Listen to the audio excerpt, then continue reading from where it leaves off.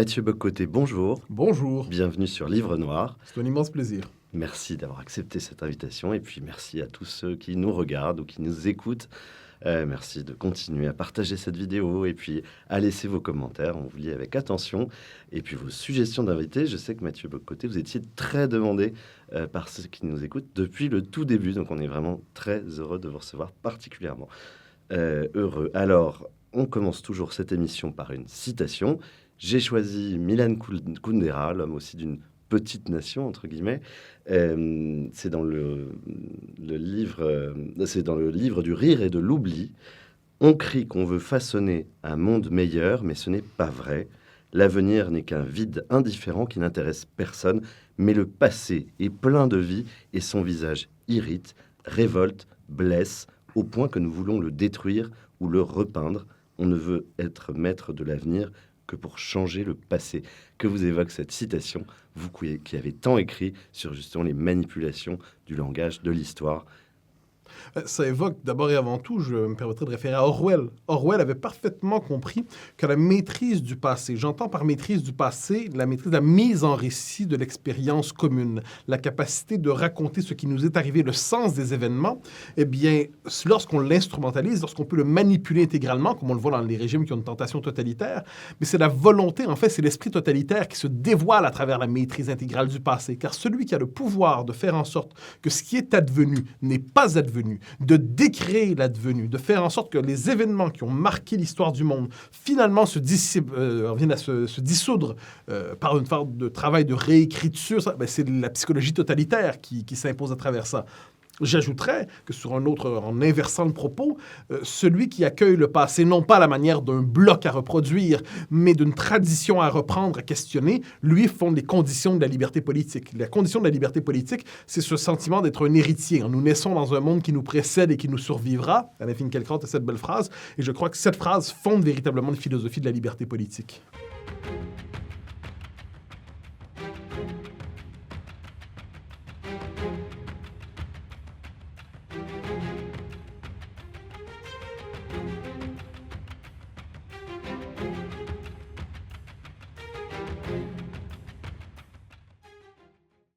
Alors on va reparler de passé, de votre passé d'ailleurs. On va aussi parler de votre livre, le tout dernier, La Révolution racialiste, aussi des précédents, mais le dernier vient un peu condenser aussi le contenu de certains ouvrages qui précédaient. Alors, on a eu cette question qui revient souvent, et moi qui me taraude, d'où venez-vous en France? Est-ce que vous avez fait des recherches généalogiques? Vous êtes québécois, mais tous les Québécois, logiquement, ont des racines françaises. Est-ce que vous savez de quelle région, de quel port vous êtes parti? Je crois sans être certain que c'est de Normandie. J'ai pas le village exact en tête. Je sais, cela dit, l'année d'arrivée des Côtés en Amérique. Je crois que c'est 1625, donc en 1625, au tout début de la colonie. Je pense que je me trompe pas. 1635, non, 1625, mais c'est à vérifier. Pour les Bock, je crois que c'est plus tardif dans la colonie, mais donc ma famille des deux côtés, du côté de ma mère, du côté de mon père, font partie du noyau ce qu'on appelle les 60 000, c'est-à-dire quand la bataille des Plaines d'Abraham en 1759, la capitulation de Québec, de Montréal ensuite, et le traité de Paris. Donc, en dernière instance, la France est chassée d'Amérique. Et il y a 60 000 colons français qui étaient installés dans la vallée du Saint-Laurent et qui, pour certains, ils sont abandonnés. D'autres, à tout le moins, ils diront la France est vaincue et ils y restent. Ils étaient enracinés au pays. C'était des habitants, comme on disait. À l'époque, on dit des Canadiens. Notre peuple a souvent... Les Québécois, c'est un peuple dont le nom a évolué souvent au fil de l'histoire. Nous étions d'abord français, ensuite des habitants, des Canadiens français, des Québécois francophones, on dit aujourd'hui. Donc, ma famille, des deux côtés, vient de ce qu'on appelle ça le bloc des 60 000 qui étaient là au moment, finalement, de la défaite, de la conquête, et qui ont tenu quand même depuis 2 siècles et demi, qui ont résisté de mille et une manières, simplement continuant de vivre en français en Amérique. Et l'esprit de résistance a été maintenu au moins jusqu'à votre père, bien sûr à travers vous aussi. Vous dédiez la révolution racialiste à ce père, donc en disant que c'est quelqu'un qui n'acceptait pas, qui refusait de s'excuser d'exister. Ouais. Qu'est-ce qu'il vous a appris? Il était professeur d'histoire. Professeur d'histoire et d'histoire de la civilisation occidentale et du Québec au Collège de Rosemont, donc c'est un cégep à Montréal. Le cégep, c'est entre le secondaire et l'université. Et mon père a été parmi les premiers indépendantistes des années 60. Donc, très rapidement, il fait partie de ceux qui ont vu dans la cause nationale, la cause de l'indépendance, ce par quoi le Québec pouvait parachever son épanouissement, son émancipation nationale. Donc, c'était un historien attaché fondamentalement à la mémoire, un homme très loin de la repentance. C'est-à-dire, imaginons une salle où 100 personnes, 200 personnes, 300 personnes sont occupées à dire on doit absolument penser ainsi. Si mon père pensait le contraire, eh bien, il ne se sentait pas obligé de s'aplatir, il ne se sentait pas obligé de se coucher. Et j'ai pour lui une immense estime. C'est un homme qui se tient droit. Et j'ai tendance à me dire que s'il y a 15 hommes comme ça par génération, un peuple peut tenir. Et c'est un homme d'une grande générosité, d'une grande culture aussi. À la maison, il y avait aussi, parce que c'est une vocation intellectuelle, on avait tous les auteurs qui, d'une manière ou de l'autre, ont fini par me marquer, ont laissé une empreinte profonde en moi, de Raymond Aron à Julien Freund, à Jacques Ellul, à Jean-François Revel, et ainsi de suite, au général de Gaulle, évidemment. Ah, continuez. Moi, j'aime beaucoup. Donc, ça fait des lectures pour ce... Ces lectures, étrangement, ce sont des livres qui appartiennent à mon univers mental depuis mes tout débuts. Je dirais pas que je les ai tous compris d'un coup, mais ça faisait partie de mon univers mental, cette bibliothèque française et cette bibliothèque québécoise. Et ce sont mes premières admirations aussi. Mais donc, mon père, c'est pour dire, c'est un intellectuel, mais c'est un homme courageux, un homme droit, un homme pour qui j'ai un amour infini. J'ajouterais un homme bon, c'était un père aimant, mais c'était un homme qui ne se couchait pas et qui ne pliait pas. Et je crois que ce sont des vertus importantes. Votre écriture, d'ailleurs, je trouve à la précision des bons historiens et la structuration des bons historiens. Chaque fois, vous avez des notes très précises, une écriture fine et acérée. Il y a pas de... Tout est très structuré, très organisé. On sent que vous ne laissez pas la place aux failles ou comment dire, à un ventre mou. C'est parce que vous avez été beaucoup attaqué aussi. Vous voulez apparaître vraiment... J'ai le souci de la précision. C'est-à-dire, ce que je dis, je le documente. Et quelquefois, surtout quand on plonge dans l'idéologie contemporaine, l'idéologie dominante contemporaine, que ce soit l'idéologie woke, le multiculturalisme, le premier réflexe, je dirais, du bourgeois de bonne famille qui se veut modéré et qui tient à sa réputation mondaine, consiste à ne pas croire. Il dit, et tout ça, c'est un détail, ça compte pas, c'est pas vraiment important. Ou alors, vous exagérez. J'exagère, d'accord. Je donne la citation. Cette personne, donc, est professeur-là, une grande réputation, un livre qui est tel philosophe, tel historien, est considéré comme une figure centrale. Voilà ce qu'elle affirme. On va prendre... Et moi, j'aime documenter mon propos. Donc, ce ne sont pas des impressions, ce ne sont pas des sentiments transposés, ce ne sont pas des déambulations intellectuelles et poétiques, non. Moi, mon propos, c'est chercher à expliciter. Il y a une belle formule de Raymond Aron que j'ai toujours aimée. Aron, qui est la grande figure intellectuelle dans ma vie, qu'il est encore aujourd'hui. Il appelait ça « penser l'histoire qui se fait ». Donc, comprendre, penser les événements, penser la signification de ce qui nous arrive, le moment présent, de quel moment historique sommes-nous en train de vivre. Bon. Mais ça, je pense qu'il faut un travail de rigueur, il faut documenter son propos, il faut avoir ce souci toujours de savoir ce dont nous parlons. Et ça, donc, c'est la part universitaire en moi, c'est-à-dire que je considère qu'il faut toujours tout documenter en la matière, puis ensuite, les gens se feront une tête. Mais sinon, les affirmations trop vite lancées en dernière instance, le débat ne se fait plus sur la réalité des faits documentée, mais sur les impressions des uns et des autres. Vous suivez un petit peu la trajectoire en miroir inversé d'Éric Zemmour. Vous avez commencé, il me semble, par l'engagement politique. Et vous êtes aujourd'hui journaliste. On vous connaît, mais il faut le rappeler tout de même. Vous avez des émissions sur CNews. Donc aujourd'hui, vous participez également avec Sonia Mabrouk. Vous co-animez une émission le dimanche. Vous travaillez toujours pour le Journal de Montréal. J'en oublie certainement. Et si vous voulez le rappeler, n'hésitez pas. Mon Dieu, LCN à Montréal, Cube Radio, voilà. Et ainsi de suite. Bon, mais vous avez commencé par l'engagement politique. Ouais. Alors la première question, pourquoi? Et est-ce que vous imaginez un jour vous réengager politiquement? Et auquel cas, est-ce que ce serait plutôt au Québec ou plutôt en France? J'ai commencé très tôt. Je me souviens, de mémoire, les premiers dépliants que j'ai distribués, c'est en 1992, contre le référendum de Charlottetown, qui était un référendum qui proposait un nouvel accord constitutionnel et dans lequel le Québec, à mon avis, moi j'avais 12 ans, donc probablement, selon l'avis de mon père, donc le mien, n'avait pas sa juste part. Je m'en souviens très bien. Très, très, très tôt, j'ai été éveillé à la question nationale québécoise, qui était pour moi et qui demeure pour moi la grande question existentielle. Donc, je me suis engagé au Parti québécois, qui était le grand parti nationaliste au Québec, qui traverse de mauvaises années aujourd'hui, mais je me suis engagé comme militant au Parti québécois, puis dans d'autres organisations nationalistes au Québec. Alors, je précise, tout, nationaliste chez nous, ça ne veut pas dire méchant. Le mot nationaliste au Québec, c'est presque l'équivalent de républicain chez vous. Mais bon, ça veut dire la fidélité au Québec d'abord, c'est la défense de l'identité québécoise. Du souverainisme. Oui, ben voilà, mais qui va jusqu'à l'indépendance. Moi, je suis un indépendantiste convaincu, c'est la grande cause de ma vie. Je suis convaincu d'une chose, c'est que si le Québec, bon, premièrement, abandonne l'horizon de l'indépendance, et plus encore, s'il ne la fait pas, eh bien, il est condamné à un destin de régression folklorique, une forme de disparition triste qu'on est peut-être en train de vivre en ce moment. On est peut-être en train de connaître les premiers moments de cette espèce de disparition tranquille. Pour le dire ainsi, les Québécois, tout est tranquille dans leur histoire, ce qui se passe comme ce qui ne se passe pas. Et je vois le français s'effondrer à Montréal. Je vois les élites québécoises se faire canadianiser, trudeauiser, pas au sens du fils, mais du père, Pierre-Éliott Trudeau. Je vois le multiculturalisme contester jusqu'à la légitimité de l'existence du peuple québécois en son propre pays, qui est quand même un pays qu'on a construit depuis 400 ans, et on nous explique aujourd'hui qu'on est illégitime en notre propre pays. C'est un pays que j'aime passionnément, c'est le mien, c'est le Québec, et donc moi, je suis, comme je dis, je suis profondément indépendantiste. Alors, je n'ai pas envie de faire de politique dans la vie. Ce n'est pas ma vocation, c'est pas c'est pas mon tempérament. Mais, et ça, j'ai évolué un peu là-dessus, si je devais un jour, j'avais tranché la question, pour moi, c'était réglé. Mais si je devais un jour, j'étais militant, on s'entend, loin d'être ministre, le plus loin que j'étais rédacteur des discours pour le chef de l'opposition officielle à l'Assemblée nationale, qui était Bernard Landry, un homme que j'aimais beaucoup, qui était devenu un ami. Mais si je devais un jour me lancer en politique, je ne sais pas si ça va arriver, je ne pense pas, mais si je devais arriver, ce serait pour l'indépendance du Québec. C'est la seule raison pour laquelle... En soi, la politique, c'est pas très drôle, vous savez. Mais la seule raison pour laquelle je préfère la politique, ce serait pour réaliser l'indépendance du Québec avec d'autres, si les circonstances s'y présentaient. Mais on verra bien. Là-dessus, je ne préjuge pas de l'avenir. Vous parlez, il me semble que c'est dans le dernier, la révolution des racialistes, de coup d'État démographique au Québec. La notion de coup d'État démographique, pourquoi j'utilise ce terme-là? 1995, il y a le dernier référendum sur la souveraineté du Québec, sur l'indépendance. 61% des Québécois francophones votent oui à l'indépendance. 99% des anglophones, on est 82% des Québécois francophones à ce moment-là. 99% des anglophones votent non, ce qui est normal. 95% des populations issues de l'immigration votent non.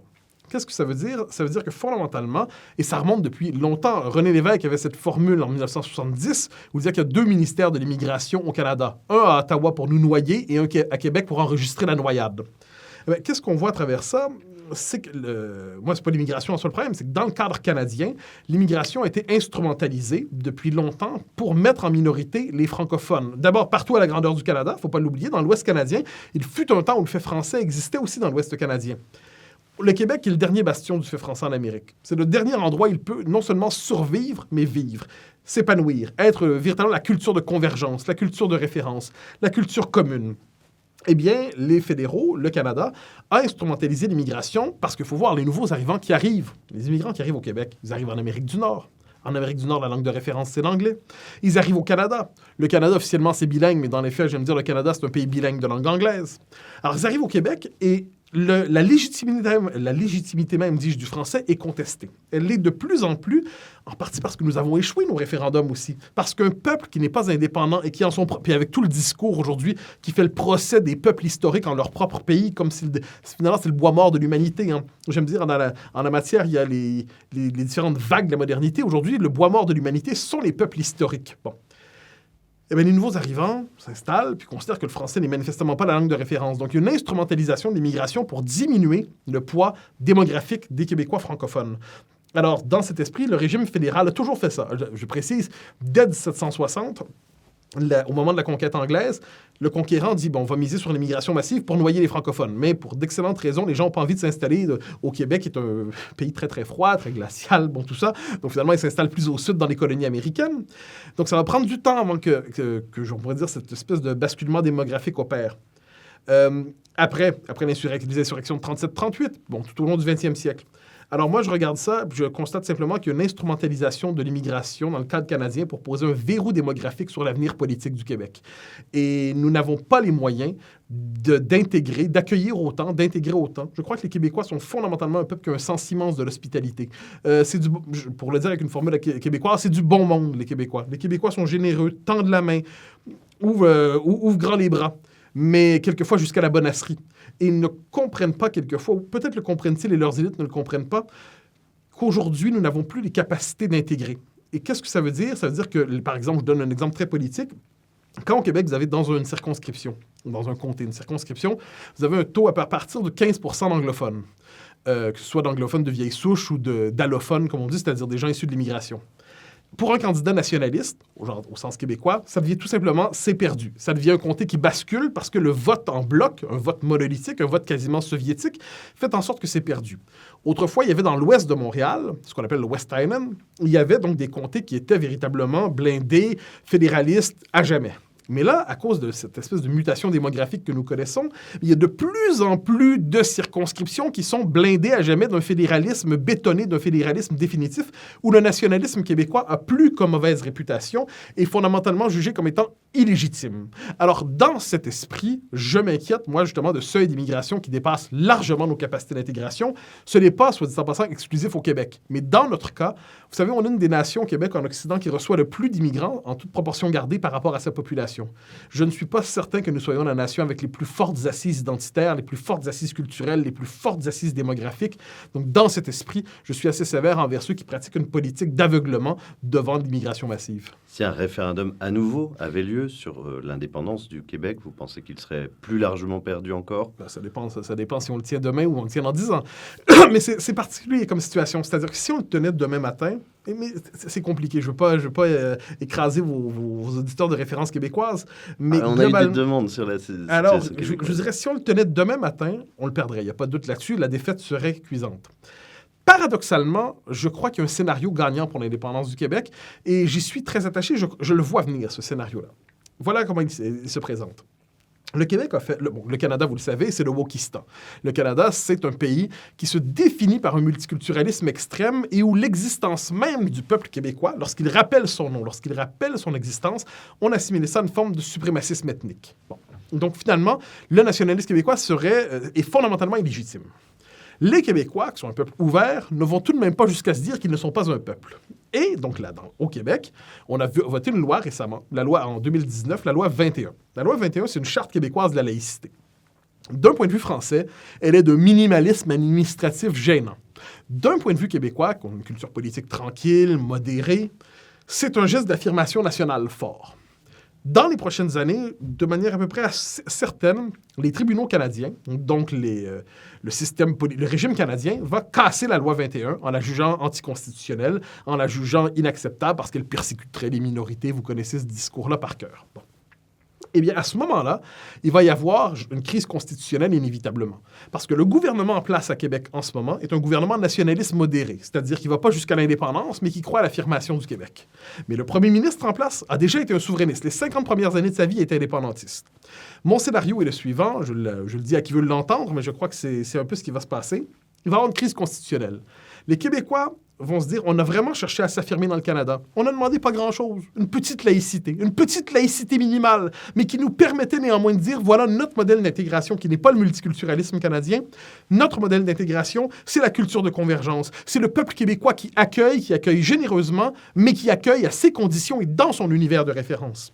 Et bien, quand le régime de 1982, la nouvelle constitution canadienne, qui n'a pas été signée par le Québec, quand le Canada, avec le régime canadien, va casser la loi 21, on va avoir une crise constitutionnelle semblable à celle qu'on a eue au début des années 1990. Je crois qu'à ce moment-là, le nationalisme autonomiste va se dire, mais parfait, on a atteint les limites du cadre canadien. Et là, c'est à ce moment qu'il va falloir que des gens qui sont profondément attachés à l'idée du Québec indépendant, du peuple québécois indépendant, du Québec qui doit devenir un pays, vont devoir faire le choix, d'une manière ou de l'autre, d'un engagement, que ce soit politique directement, médiatique, il y a différentes formes d'engagement possibles. Je crois aussi que beaucoup d'autonomistes sincères, des gens qui se sont dit, parce que vous savez, moi j'ai beaucoup d'amis qui ont, dans son parcours suivant, ils ont été indépendantistes pendant les 40 premières années de leur vie, ou davantage. Puis là, ils disent, ça se fait pas, c'est bloqué. Donc, pour réussir à débloquer la situation, ils se sont repliés sur l'autonomisme. il n'est pas interdit de croire que dans quelques années, ces gens-là vont se dire, ben, parfait, on a essayé, ça n'a pas fonctionné, et là, une fenêtre historique s'ouvre. La dernière chance pour que le Québec puisse enfin devenir un pays, à ce moment-là, ce sera une heure de vérité pour plusieurs. J'ignore quelle sera la configuration politique exacte à ce moment-là, mais d'un côté, la crise constitutionnelle autour de la question du multiculturalisme d'un côté, de l'identité québécoise de l'autre, et ensuite, le sentiment d'un effondrement linguistique et démographique du français à Montréal, dans la grande région de Montréal. Le sentiment aussi que la différence québécoise est de moins en moins tolérée dans un pays qui l'assimile au racisme. Une forme de néocolonialisme anglo-saxon qui traite la différence québécoise à la manière, justement, d'un résidu historique détestable que l'on peut regarder avec condescendance. Dans une province, je reviens là-dessus, Montréal, il est possible désormais, dans les faits, tout simplement de ne pas interagir avec les francophones. Les francophones sont considérés comme la population résiduelle. On appartient à l'ancien Québec, en quelque sorte. Je n'accepte pas que le peuple québécois soit traité en étranger chez lui. Je n'accepte pas que les francophones au Québec soient traités comme une minorité appelée à gérer tranquillement ses droits folkloriques. Et dans cet esprit, une crise est à venir, je dirais, dans les 10 prochaines années. Ce sera un moment de vérité pour les Québécois. Ça va être le moment où le Québec va accéder à l'indépendance. Quelles seraient les principales différences entre les Français et les Québécois? Alors, on a parlé de la bonhomie québécoise. Ouais. Il y a aussi une pratique du français exigeante. Je le dis, vous avez par exemple les sous-titres des films, enfin les titres des films, pardon, énormément de mots qui n'ont pas été abandonnés aux anglicismes et à l'anglais. Quelles seraient les autres différences principales entre nos deux peuples? On est un peuple fondamentalement tranquille et consensuel. Il y a une formule qu'on dit au Québec, c'est « on ne parle pas de politique et de religion à table ». À ce à quoi j'ai toujours répondu « mais alors on va parler de quoi ?»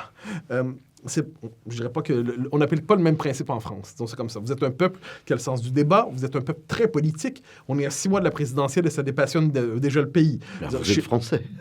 Oui, ça c'est ma part française. Chez nous, normalement, on s'intéresse aux élections 2 semaines avant le vote. Globalement, ah oui, bon... il y a d'autres traits qui sont assez particuliers. Il y a un sens, moi, que j'estime beaucoup, que j'apprécie, c'est le sens de l'amitié à la française. Alors, les Québécois ont des amis, on s'entend. Il y a une forme de fidélité, de profondeur dans l'amitié à la française qui est tout à fait unique et que je trouve, sur le plan existentiel, c'est absolument riche. Il y a la place de la vie intellectuelle dans la vie publique. Alors, chez nous, la vie intellectuelle, elle est périphérique à l'espace public. On la trouve à l'université, dans les collèges, dans certaines revues, mais elle n'est pas intégrée à l'espace public. Chez vous, elle est au cœur de l'espace public. Ce qui fait que vous avez la passion, quelquefois, d'explorer les principes derrière les controverses. Nous, c'est notre côté là-dessus, je dirais, marqué par l'esprit anglo-saxon, c'est-à-dire on est quelquefois d'un pragmatisme exagéré. On pourrait multiplier l'art du débat. Vous parlez du français, c'est particulier parce que les Québécois tiennent... on est un peuple qui se fait angliciser, on s'entend. L'anglicisation est réelle au Québec. Mais au même moment, il y a cette idée qui nous vient véritablement de la Révolution tranquille, des années 60, que le français... Il faut que les Québécois reconquièrent leur propre langue. Et aucune partie du réel ne peut se dérober à la langue française.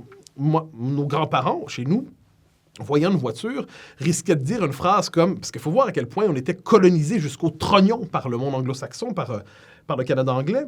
On pouvait dire le steering de mon char, le hood puis le bumper. Autrement dit, le volant de ma voiture, le capot et le pare-choc. Bon, alors on était véritablement anglicisé jusqu'au trognon. Et on a une volonté de reconquête linguistique portée notamment par des poètes remarquables, des hommes politiques. Je pense à Camille Lorrain, puis chez les politiques qui le père de la loi 101, à Gaston Miron, qui est un poète québécois qui est exceptionnel. Et donc c'est récent et on peut le faire en France aussi. Ah ben oui, non mais c'est que chez vous c'est particulier, il y a un effet de mode. C'est-à-dire quelquefois, j'ai l'impression que pour les Français, l'anglais demeure la référence mondaine et moderne. Bon. Mais sur le fond des choses, la structure de la phrase demeure française, la grammaire demeure française. Chez nous, quelquefois, la bataille se mène au cœur des Québécois les plus exigeants, les plus nationalistes. Quelquefois, ils se rendent compte qu'ils sont quelquefois anglicisés un peu malgré eux. Donc ça, le combat ne se pose pas de la même manière, mais nous portons, je crois, une alliance naturelle entre le Québec et la France aujourd'hui, devant les mutations qu'on voit dans le monde occidental, donc au-delà même du rapport à la langue française. On le voit dans la fameuse question woke, dont on parle beaucoup. Il y a une forme de réaction partagé, similaire entre le Québec et la France devant le wokisme. Le Canada anglais, le wokistan. Les Québécois regardent ça et se disent, mais tout ça n'est pas normal. Tout ça est un délire. Tout ça est inquiétant et nous refusons. La France est l'autre pôle de résistance en Europe occidentale devant cette espèce de nouvelle idéologie dominante américaine. Donc nous avons, je crois, ce n'est pas sans lien, je crois, avec la matrice catholique de nos sociétés, pas seulement, c'est le rapport à la langue française, c'est le sentiment d'une différence qui ne se vit pas de la même manière, mais le sentiment d'un destin singulier. Nous avons, nos deux peuples ont vocation à se réunir dans la défense d'une certaine idée de la civilisation occidentale, alors que justement, la tentation totalitaire nouvelle ressurgit avec le wokisme. Mais parlons un peu justement de la révolution racialiste, en citant quelqu'un qui vient d'être contaminé par le wokisme. C'est là qu'il y a peut-être effectivement une géographie du wokisme. On recevait Paul Sugy au sujet de l'antispécisme, qui nous rappelait que l'antispécisme était beaucoup plus fort dans les pays anglo-saxons protestants. Et effectivement, Ramayadé, par exemple, qui a passé 3 ans à Washington. Donc Ramayadé, c'était l'ancienne secrétaire d'État aux droits de l'homme de Nicolas Sarkozy, et a été totalement convertie ou contaminée par le wokisme. Là, elle a déclaré il y a quelques jours que chaque fois qu'elle passait devant une statue de Colbert, elle subissait une micro-agression, et elle a justifié la cancel culture avec la destruction physique des statues. Comment vous l'expliquez? Comment a-t-elle pu être contaminée en si peu de temps? Elle qui est, je le rappelle simplement, une femme d'origine sénégalaise, donc pas du tout descendante d'esclaves, de très bonne famille, d'ailleurs de famille très bourgeoise, et qui est un exemple de réussite et de succès social. Et qui, à ce que j'en sais, était marqué à droite dans la politique française. Bon, ce qui nous en dit peut-être beaucoup sur la droite française.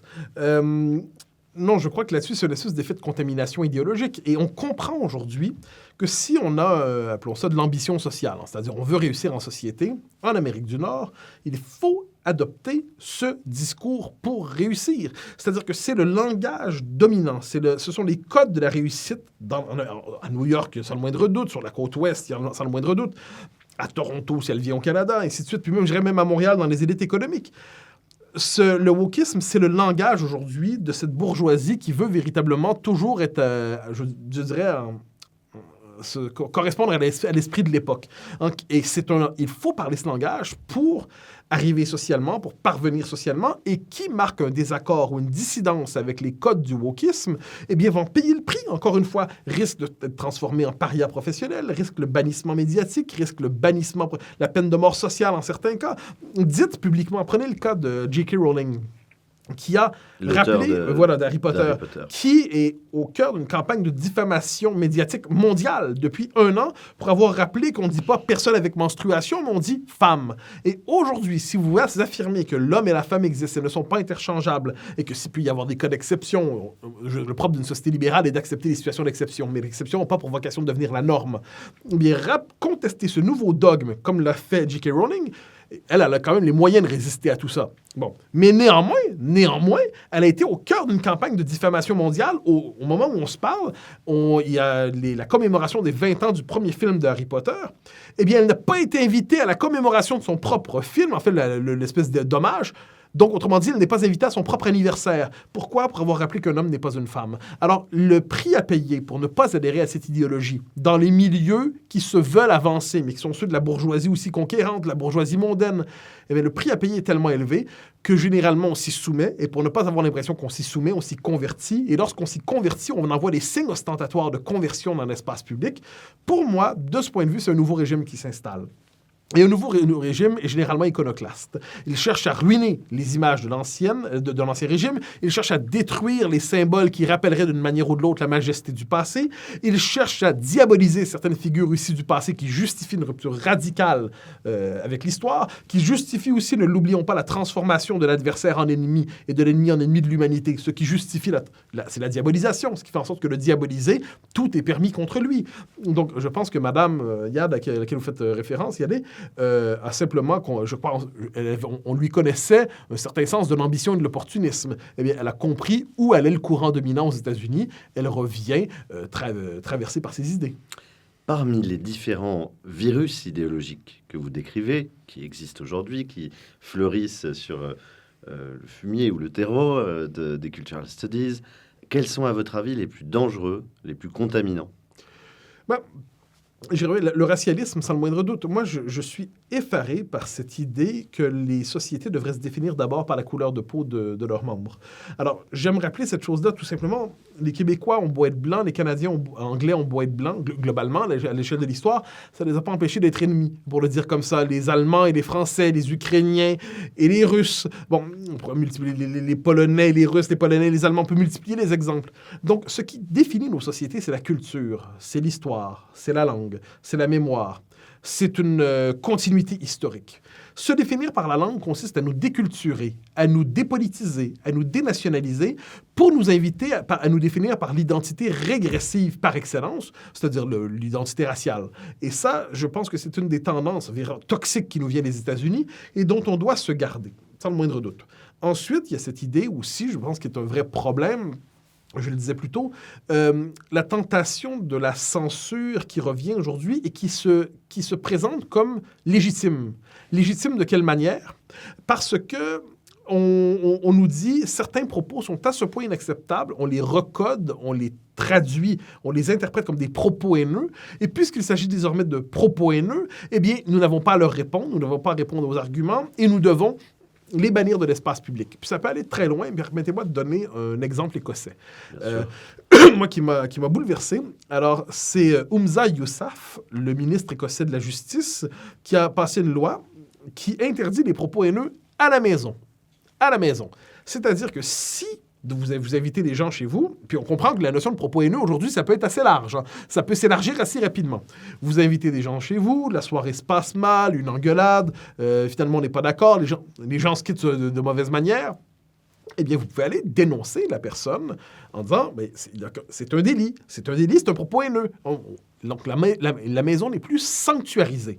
Et là, sachant l'éducation qui est donnée aujourd'hui aux jeunes générations, avec une espèce d'enseignement woke, justement, qui pousse à voir partout du racisme, du sexisme, et ainsi de suite, eh bien, on imagine très bien, appelons ça la stasification. C'est la stasification, dans ce cas-là, de l'Écosse. Bon. Et moi, j'ai tendance à croire que devant cette révolution qui vient, bien, les mauvaises idées ont une capacité de se reproduire de manière assez exceptionnelle. Donc, on voit jusqu'où peut aller cette volonté d'interdire, de bannir toute forme de désaccord. Et donc ça, pour moi, ça fait partie des idées les plus terrifiantes des temps à venir. On parlait de Ramayad. Est-ce que ça vous est arrivé, vous, de vous dire, mais en fait, je suis dans l'erreur, ils ont raison, il y a un racisme systémique, où il y a une persécution des autres espèces animales et une volonté de les avoir infériorisées, comparées à l'homme. Est-ce que ces raisonnements ont l'avantage, comme toute idéologie, d'être très simples et très convaincant au premier abord. Est-ce que vous avez douté? Non, la vérité, non, pas du tout même. C'est-à-dire, je regarde ça et j'ai une réaction viscérale devant ça. J'ai dit quelques fois à la blague, quand j'ai écrit mon livre sur le racialisme, j'étais vraiment... C'était très particulier parce que les événements se déroulaient, je cherchais à comprendre le moteur idéologique qui commandait ça. Donc là, j'étais plongé là-dedans en temps plein. Et puis pour que le livre soit véritablement documenté, tout ça, j'avais pas le temps de lire autre chose pendant cette espèce d'année, 8 mois de rédaction. Puis j'avais quelquefois, je disais à la blague à ma compagne, j'avais quelquefois l'impression d'être un exorciste. C'est-à-dire que je plongeais dans les enfers des temps présents. Bon, qu'est-ce que je veux dire par là? C'est que non, spontanément, j'ai mon adhésion première, naturelle, je dirais mon inclination naturelle, c'est... je dirais, un conservatisme spontané, un nationalisme québécois, on s'entend, mais dans le bon sens du terme. Je n'ai jamais été traversé par la tentation du progressisme. Ensuite, je fais une nuance importante. Je considère que toute société a besoin de plusieurs pôles. Il y a un pôle conservateur dans une société, j'y appartiens. Mais il faut aussi un pôle progressiste, sans le moindre doute. Il faut un pôle libéral, il faut un pôle d'autorité, il faut un pôle cosmopolite, il faut un pôle d'enracinement. Ça, je n'ai aucun doute sur ça. Une société qui ne serait que conservatisme serait étouffante. Une société qui ne serait que progressisme serait désincarnation. Ensuite, dans cette bataille entre différents pôles, j'ai mes préférences, sans le moindre doute. Mais je crois à la légitimité des autres pôles. Je pense que la vie politique est féconde dans la capacité de toujours remettre en question nos orientations collectives. Bon, ça, c'est la délibération publique. Donc ça, j'y crois vraiment.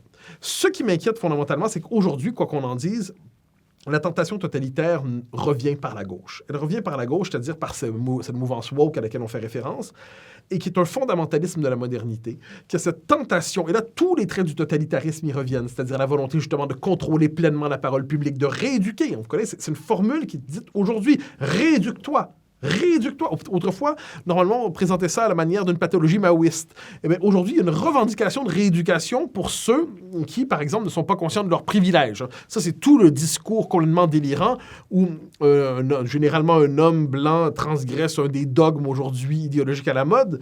Et là, ben, il doit se dénoncer lui-même. Je dénonce mes privilèges. J'ai pris conscience de mes privilèges. Je suis allé à la rencontre de gens qui sont dans des situations discriminées, donc des racisés, différentes minorités, qui m'ont éclairé sur mes propres privilèges. Je veux, par ailleurs, je ne veux pas les surcharger. Je ne veux pas les surcharger en leur demandant de me rééduquer parce qu'ils ont déjà une trop lourde charge. Donc, je dois me rééduquer moi-même et mon objectif, c'est de devenir un véritable allié de la diversité. C'est la nuit des privilèges. J'appelle ça la blague, c'est la nuit du privilège blanc. Bon. Et c'est une logique qui est celle de la rééducation maoïste. Évidemment, les circonstances historiques ne sont pas les mêmes. Il n'y a pas de goulag, il n'y a pas de laogai, il n'y a rien de tout ça. Évidemment, je ne suis pas fou, il n'y a pas de KGB. Il y a peut-être la tentation tchéquiste, quelquefois, chez certains d'entre eux. Mais ce qui est fascinant, c'est que la psychologie totalitaire se réactive aujourd'hui et nos sociétés sont convaincues que le totalitarisme appartient pour de bon au 20e siècle. Ou alors on le réserve à l'islamisme. Bon. Mais on oublie que cette tentation totalitaire, elle est inscrite, je dirais, c'est la part mauvaise de la modernité qui se réactive lorsque nous n'en sommes plus conscients. Et elle ressurgit aujourd'hui. Et devant cela, moi, je suis profondément libéral. Devant ça, c'est-à-dire, moi, je crois profondément aux conditions de la conversation civique. Je me demande toutefois de plus en plus dans quelle mesure elle est possible quand le camp d'en face théorise la légitimité de ma propre censure et au-delà de moi, on s'en fiche un peu de moi en dernière instance, mais des courants intellectuels auxquels je me sens appartenir. Quels sont les principaux canaux de diffusion de ces idéologies ? Je pense en particulier, parce que c'est peut-être ce qui est le moins cité, mais ce qui apparaît le plus toxique, aux grandes entreprises, aux multinationales, qui sont des vecteurs impressionnants de ces idéologies. Vous avez raison, absolument. C'est-à-dire que la tentation, quelquefois française, c'est de se dire ce sont des campus américains fous. Premièrement, c'est dans dans les meilleurs campus universitaires maintenant. On n'est plus dans le campus du Dakota du Nord qui serait... Non. C'est dans Ivy League, dans les grandes universités, ce discours-là est dominant. Ensuite, il est présent aujourd'hui, justement, dans le capitalisme. C'est l'heure du capitalisme woke. Et dans l'entreprise, si on veut être plus fin dans l'analyse, eh bien, on voit, ça vient notamment dans les départements de ressources humaines, ce qu'on a appelé autrefois le personnel.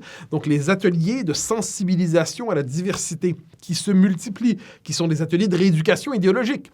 Et ça vient ensemble. Ateliers de sensibilisation à la diversité liés au privilège blanc, par exemple. Bon. Si vous ne vous y présentez pas, imaginons qu'il ne soit pas obligatoire. Si c'est obligatoire, c'est réglé. Mais si vous ne vous y présentez pas, eh bien, vous signalez publiquement comme suspect, comme complice du racisme systémique, parce que vous ne voulez pas participer à votre propre rééducation qui sera nécessaire à cette déconstruction. Donc, c'est véritablement une logique de contrôle idéologique qui s'installe à travers cela. Et on guette les silences. Vous savez, c'est cette idée, finalement, devant une conférence en la matière, il faut applaudir et pas être le dernier à applaudir. Ce n'est pas sans évoquer certaines pages étranges de l'histoire. Donc, on voit ça. Je pense que ça se redéploie aujourd'hui. Et donc, dans l'entreprise, dans les campus, les réseaux sociaux, on leur fait dire bien les choses aux réseaux sociaux, mais il y a quelque chose de vrai, c'est qu'ils ont réactivé l'effet de meute, l'effet de foule. C'est-à-dire, la démocratie constituait le peuple, justement, comme corps électoral. Ça, c'est le génie de la démocratie moderne. Par les principes de représentation, on laisse de côté la foule et le peuple apparaît dans son expression électorale. C'est le corps civique.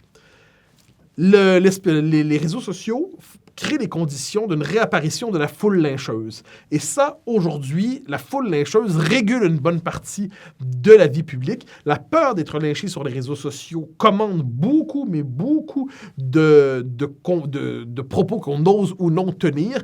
Et par ailleurs, donc c'est un univers parallèle qui s'y crée. Imaginez combien de gens qu'on connaît qui ont subi ça. Ils font un entretien, je sais pas, d'une heure, ils participent à un débat à la télévision. Un segment de 28 secondes est retenu.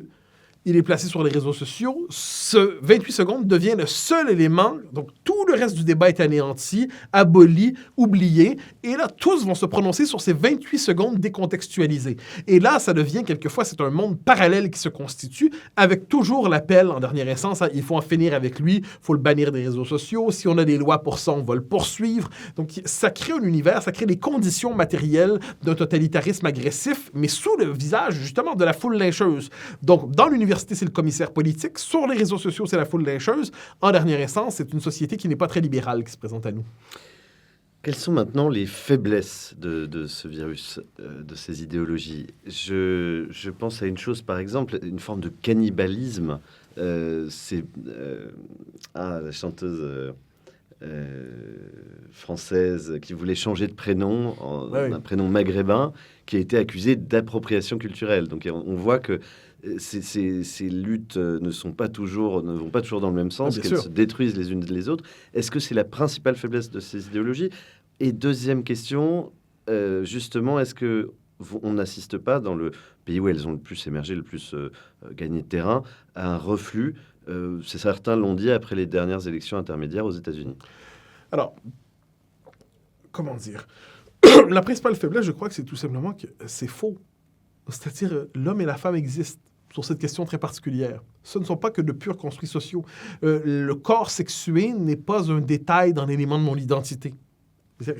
C'est comme ça, c'est un fait. Le lysenkisme de notre temps voudrait nous faire croire que c'est pas ici. Mais non, la réalité existe. Donc, le réel a ses droits. Bon, première chose. Ensuite, cette espèce de discours hystérisant qui porte à la censure provoque une véritable colère dans la population. Le problème, c'est qu'elle ne peut pas souvent l'exprimer. Mais ce discours provoque chez ceux qui ne vivent pas à temps plein dans le besoin d'envoyer des signaux d'adhésion. Hein, c'est-à-dire, qui envoie des signaux d'adhésion à temps plein à ce discours-là? Ce sont ceux qui évoluent dans les alentours du régime. Autrement dit, qui veulent d'une manière ou de l'autre avoir une récompense symbolique, une récompense économique, qui veulent être reconnus symboliquement comme un élément positif à la suite du régime diversitaire. Bon. Pour la population, il y a le sentiment d'une immense folie devant ça, mais d'une immense folie devant cette espèce de révolution idéologique, qui crée une exaspération. Bon. Pour ce qui est des contradictions que vous évoquez, vous avez tout à fait raison. Quelquefois, les minorités se dévorent entre elles, mais je ne précise pas les minorités en elles-mêmes, mais ceux qui prétendent parler en leur nom. Parce que ça, c'est une constante de l'histoire de la représentation dans la modernité. Je le disais récemment à CNews. Lénine dit, quand il s'intéresse à la classe, la classe ouvrière, pour les marxistes, c'est la classe de référence qui va porter la révolution.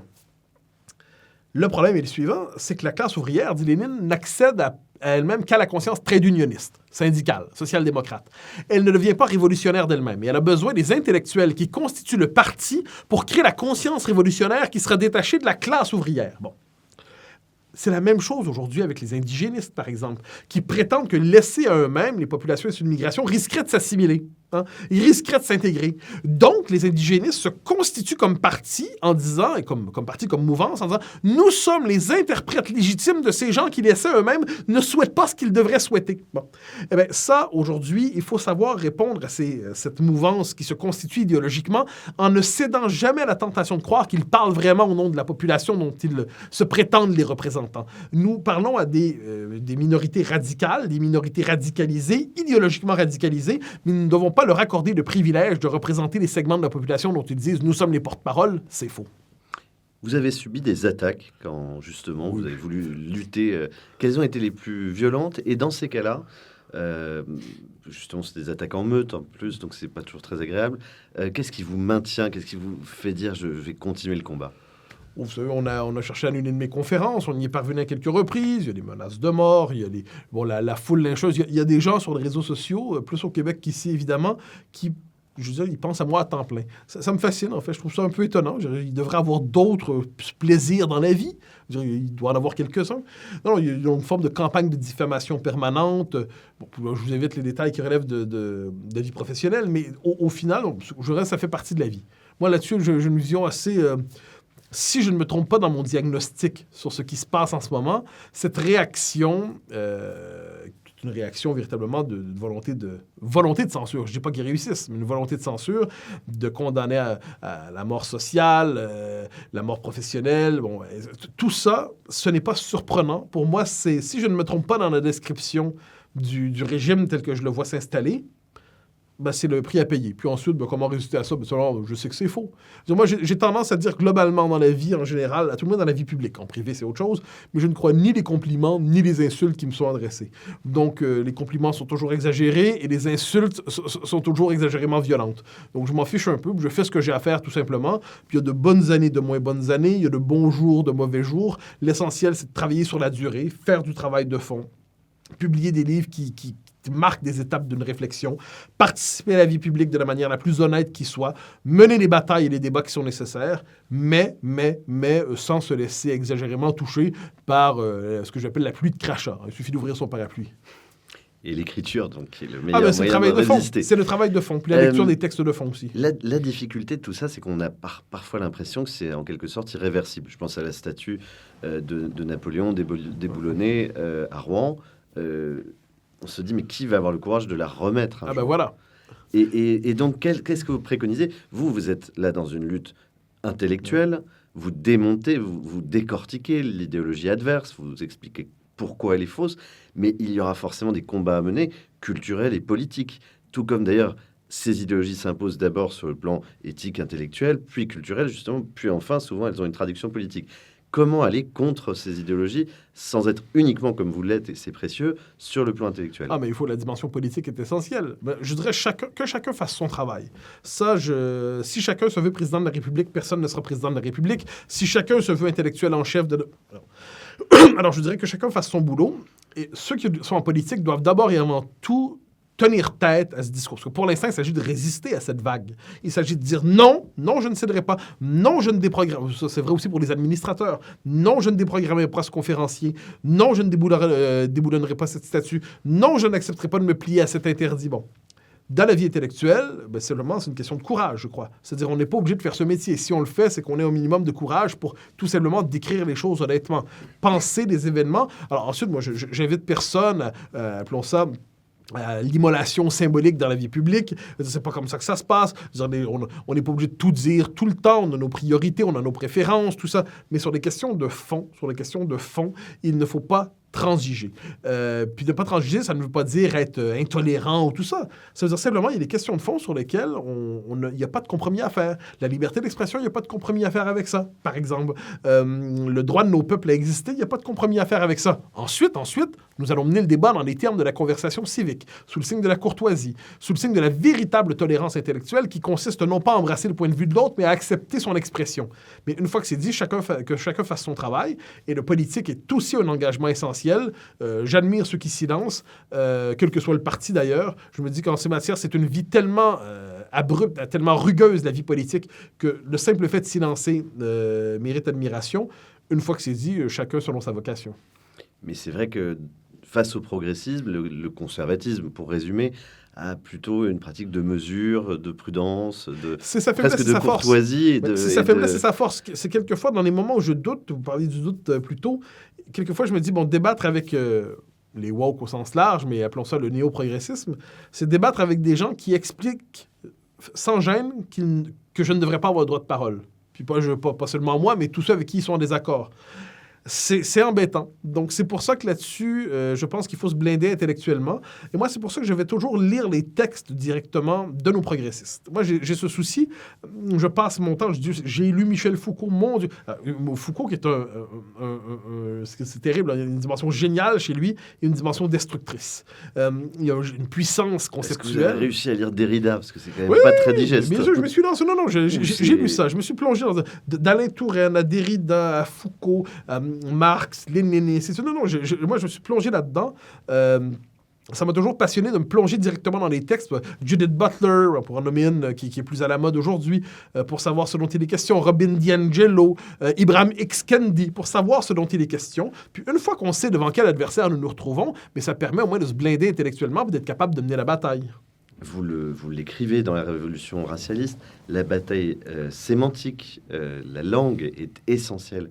Pourquoi est-ce qu'on a toujours le sentiment que le progressisme a un coup d'avance? On a l'impression que dans l'autre camp, voilà, conservatisme, en dehors peut-être du mot islamo-gauchiste, c'était Pierre-André Taguieff, mais il n'y a jamais eu de capacité à inventer des termes qui vont aspirer l'ensemble d'une société. Mais parce que nous parlons français. Et eux parlent la novlangue. C'est-à-dire qu'ils inventent, par exemple... mais en fait, ça vaut même des mots. C'est des formules qu'ils imposent à travers une forme de matraquage médiatique. Et ils ont un génie, c'est de faire en sorte que qui n'embrasse pas cette formule comprend très rapidement qu'il risque, encore une fois, de devenir un paria. Ça, moi, j'y reviens parce que c'est fondamental.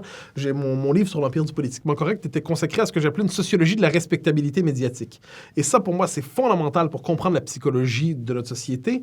c'est que la respectabilité médiatique commande un nombre incalculable de réflexions politiques. Combien de fois dans des dîners en cette ville, j'ai eu l'occasion de voir des gens qui me disaient une chose, et là, tu le répéterais publiquement, mais jamais ils vont me dire le contraire publiquement, parce que ça ne se répète pas à table, ou ça ne se répète pas, en fait, dans les médias. Ça peut se répéter. Il y a la volonté de conserver, puis je comprends la volonté de conserver cette bonne image, parce que le prix à payer lorsqu'on décide de transgresser ces exigences-là, il peut être immense, il peut être très, très, très violent. Donc, sur la question des concepts, moi, je pense que c'est pour ça qu'il faut être capable de tenir tête à ces concepts et ne pas les normaliser. Racisme systémique, par exemple. Tous les mots en phobie, qui consistent à transformer en dérèglement mental la non-adhésion à la nouvelle étape dans le développement de l'idéologie progressiste ou woke. Vous critiquez la théorie du genre, transphobe. Vous critiquez l'évolution de l'Europe, europhobe. Vous êtes toujours phobe. Et la phobisation de l'adversaire est une manière, en fait, je dirais de manière un peu méchante, les progressistes ont longtemps réclamé non seulement le monopole du vrai, du juste et du bien, ils réclament maintenant le monopole de la santé mentale. Bon, eh bien non, nous ne sommes pas phobes, donc il faut déconstruire ces termes-là et montrer, puis ça je pense pour ceux qui font de la politique et ceux qui vont dans les médias, lorsque la question leur est posée, ils ne doivent jamais hésiter à répondre à l'intervieweur en disant « Quel sens prêtez-vous à ce concept ?» C'est très important. Parce que les mots portent en même, ces mots-là ont une charge idéologique. Pour reprendre la formule de Patrick Moreau, qui est un intellectuel québécois d'origine française d'ailleurs, il dit ces mots qui pensent à notre place. Donc certains mots s'imposent et portent en eux une charge idéologique et qui n'est pas capable de les décrypter en temps réel lorsqu'ils apparaissent finira par penser dans les termes du nouveau vocabulaire. Et vous prenez grand soin, d'ailleurs, vous aussi bien dans la Révolution racialiste que dans l'Empire du politiquement correct, que dans le précédent. J'ai oublié le titre sur le multiculturalisme. Ouais, le nouveau régime, le multiculturalisme comme religion politique. Exactement. Vous prenez bien grand soin de ne pas employer le moins possible, justement, les termes de l'adversaire. Pour les déconstruire. J'ai grande passion d'emprunter ces termes-là, mais je ne veux pas... Je veux jamais penser dans leur propre terme. Voilà, les populariser et penser... Ça, c'est peut-être une des bases du combat culturel, entre guillemets, c'est ne jamais utiliser les termes de ça va de soi, mais ça va de soi. Puis j'ajouterais, il ne faut pas hésiter nous-mêmes, quelquefois, lorsque c'est nécessaire, pas à leur rythme, on deviendrait fou, mais à forger les concepts nécessaires. Moi, j'utilise, par exemple, je crois avoir forgé un concept qui me semble utile pour décrire l'époque, j'appelle ça le régime diversitaire. Bon.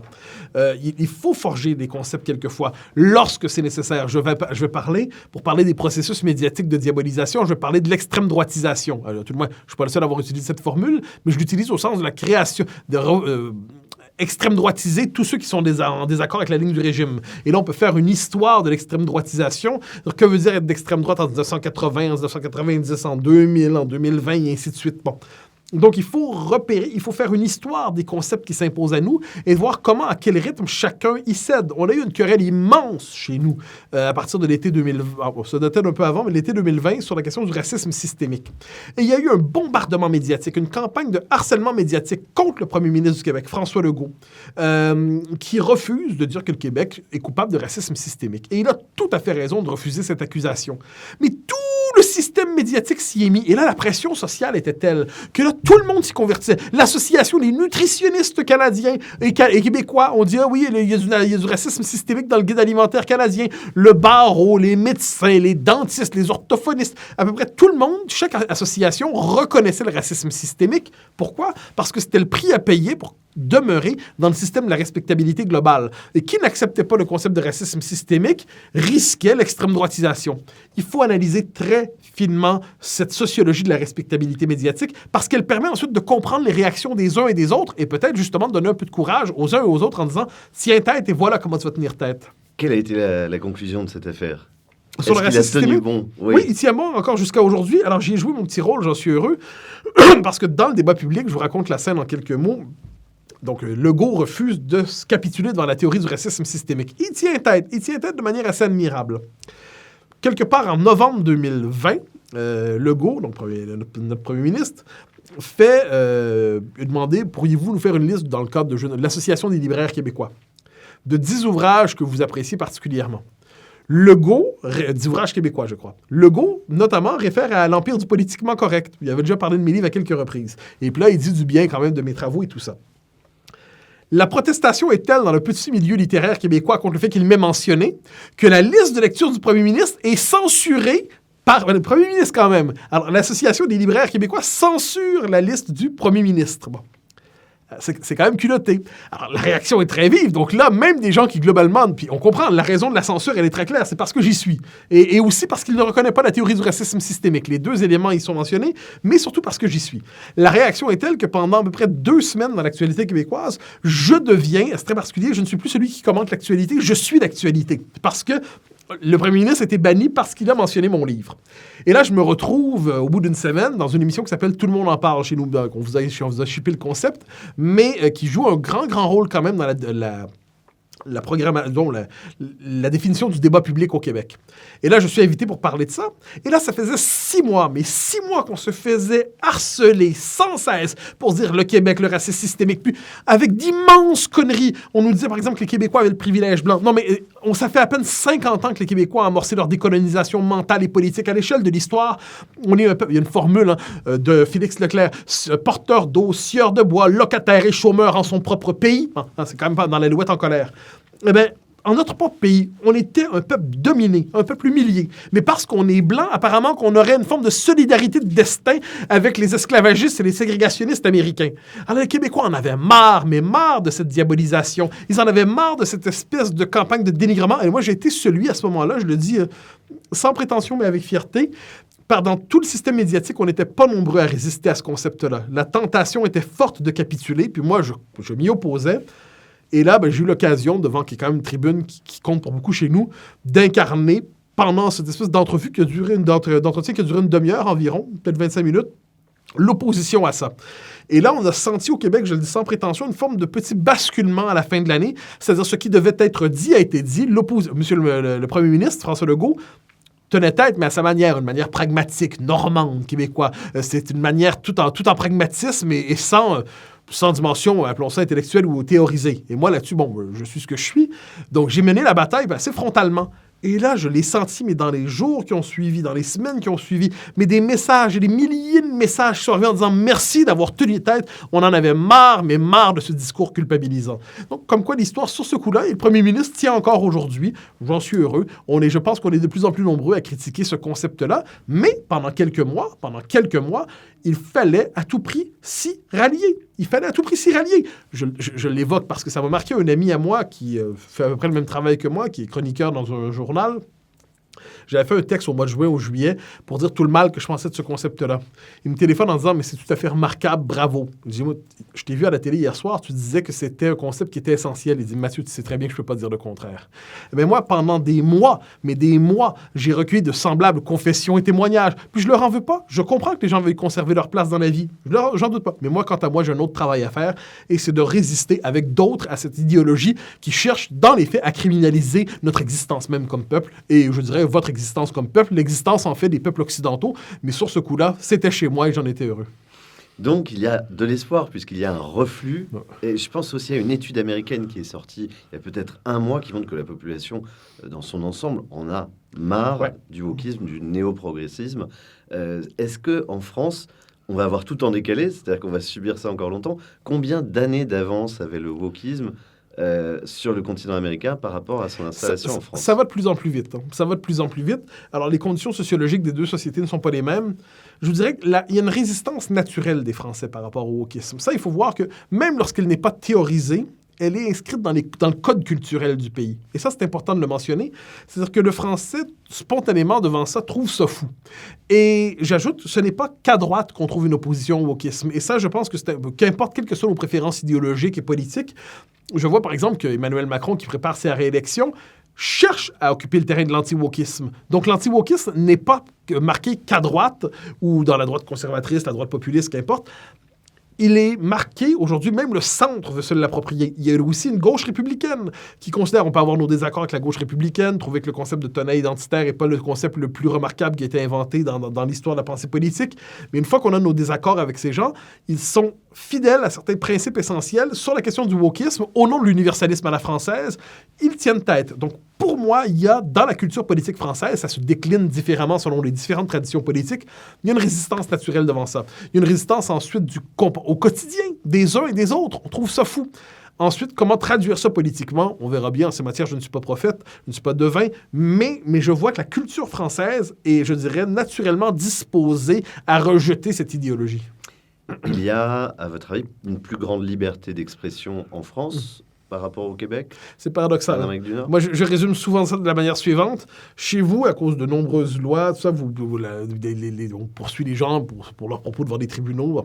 Vous avez le droit de rien dire, mais vous avez envie de tout dire. Alors, chez nous, on a le droit de tout dire, mais on veut rien dire. Donc, c'est pas la même culture vraiment là-dessus. Les Québécois sont dans le consensus. On va toujours chercher à s'entendre d'une manière ou de l'autre. On n'est pas un peuple conflictuel. À travers notre histoire, d'ailleurs, on s'est toujours défini par je dirais, on a fait consensus autour d'un élément. De 1840 à 1960, c'est le catholicisme qui est vraiment le ciment.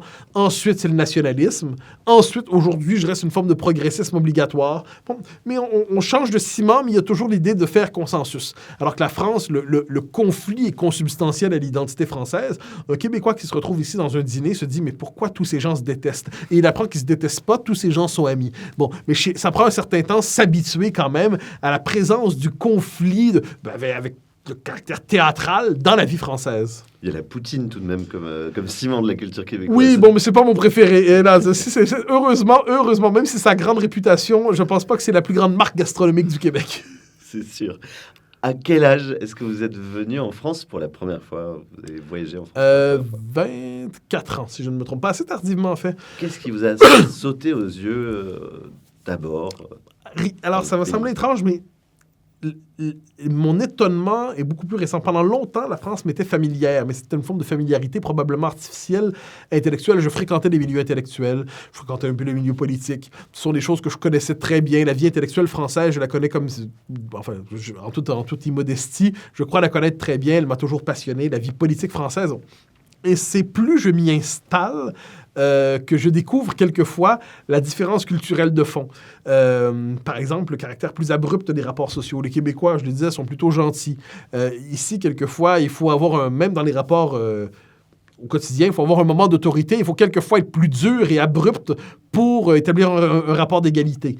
Ça peut être un détail, mais chez nous, normalement, si on veut avoir quelque chose, il faut être gentil avec la personne, puis on a quelque chose. Ici, quelquefois, il faut être désagréable, puis ensuite, ça crée des conditions de rapport nouveau, puis ensuite, on sera gentil. Bon, ça crée une forme, quelquefois, on cherche à se fixer culturellement, à comprendre les repères, mais c'est un détail parmi d'autres. Cela dit, ce que j'ai remarqué très rapidement, en fait, il y a tant et tant de choses. Le sens de l'artisanat. Il y a le désir qu'a chacun de faire son métier n'est pas interchangeable. Que ce soit le chauffeur de taxi, que ce soit celui qui a le bistrot, que ce soit le professeur, chacun, l'enseignant. Il y a un sens de l'artisanat qui travaille encore la culture française qui est assez remarquable. Le sens du débat. C'est pas un détail aussi. Une hospitalité assez exceptionnelle. Ça, je puis en témoigner. Et ensuite, comme je dis, il y a certaines aspérités propres à la culture française. Il y a une culture beaucoup plus dure que la culture québécoise, à tout le moins à Paris, à tout le moins dans les milieux où je suis appelé à évoluer. Mais puis on me répète toujours qu'en province, c'est beaucoup plus doux et je veux bien le croire. Mais à tout le moins, comparer Montréal-Paris, donc Paris, c'est un peu plus dur. Et puis l'élection présidentielle. Ah bah oui. C'est quand même typiquement français, oui. Cette monarchie républicaine. Comment vous l'analysez? Comment ça transparaît d'ailleurs? La Ve République a restauré la monarchie sous forme républicaine. Bon, fondamentalement, De Gaulle, il disait d'ailleurs lui-même qu'il avait restauré la continuité du régime en France qui avait été aboli depuis la Révolution. Bon, autrement dit, il y avait une forme politique naturelle. En fait, il y a une psychologie politique naturelle en France qui est celle d'une psychologie politique monarchiste, et ensuite, il fallait une forme républicaine pour être capable de le discipliner. Et c'est ce qu'il a fait. Les Français ont des attentes symboliques exceptionnelles. C'est la figure de l'homme providentiel dans la vie politique française. Et l'homme politique est censé porter une vision du monde. Il doit être au moins un peu roi philosophe. Un politique qui n'a pas écrit de livre est un politique incomplet et inachevé. Il doit avoir une culture, un sens de l'histoire. Et la présidentielle française, globalement, et depuis longtemps, intéresse au-delà de la France. C'est-à-dire, la France intéresse au-delà de la France. Ça, c'est un élément qui est central. C'est l'avantage d'une grande nation à l'échelle de l'histoire. Ce qui se passe en France ne se passe jamais qu'en France. Les yeux de la planète regardent. Les Américains, c'est pour conspuer. D'autres, c'est pour désirer et admirer.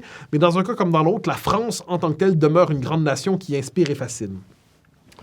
La présidentielle, c'est que là, c'est un condensé de passion exceptionnelle. Et surtout celle-là, surtout celle qui s'en vient, parce que la clarification du contraste entre les différents projets qui se présentent à nous est telle, mais telle, qu'elle s'annonce assez violente sur le plan symbolique. Elle s'annonce assez violente politiquement. Je ne dis pas violente avec évidemment, pas de violence physique, du moins j'espère. Mais on est dans un moment très important Et parce qu'il va y avoir une grande clarification, justement, des questions qui, depuis longtemps, étaient refoulées. La question de l'immigration massive. La question, est-ce que le peuple français peut disparaître? Est-ce que la France peut finir par disparaître? Est-ce que les Français vont devenir étrangers chez eux? Que faire dans un pays où il y a des enclaves ethniques qui se sont multipliées parce que l'immigration massive n'a pas été contrôlée? Que faire, par ailleurs, dans un pays où trop souvent la droite a comme principale fonction de s'aplatir devant la gauche en réclamant son petit carré comptable pour marquer sa crédibilité? Que faire devant une gauche qui se radicalise quelquefois, qui contrôle une hégémonie idéologique, même si elle ne se semble plus politiquement dominante? Il y aurait des nuances à faire là-dessus. Et la fonction présidentielle, qui est une fonction ici monarchique, je le redis, sacralisée.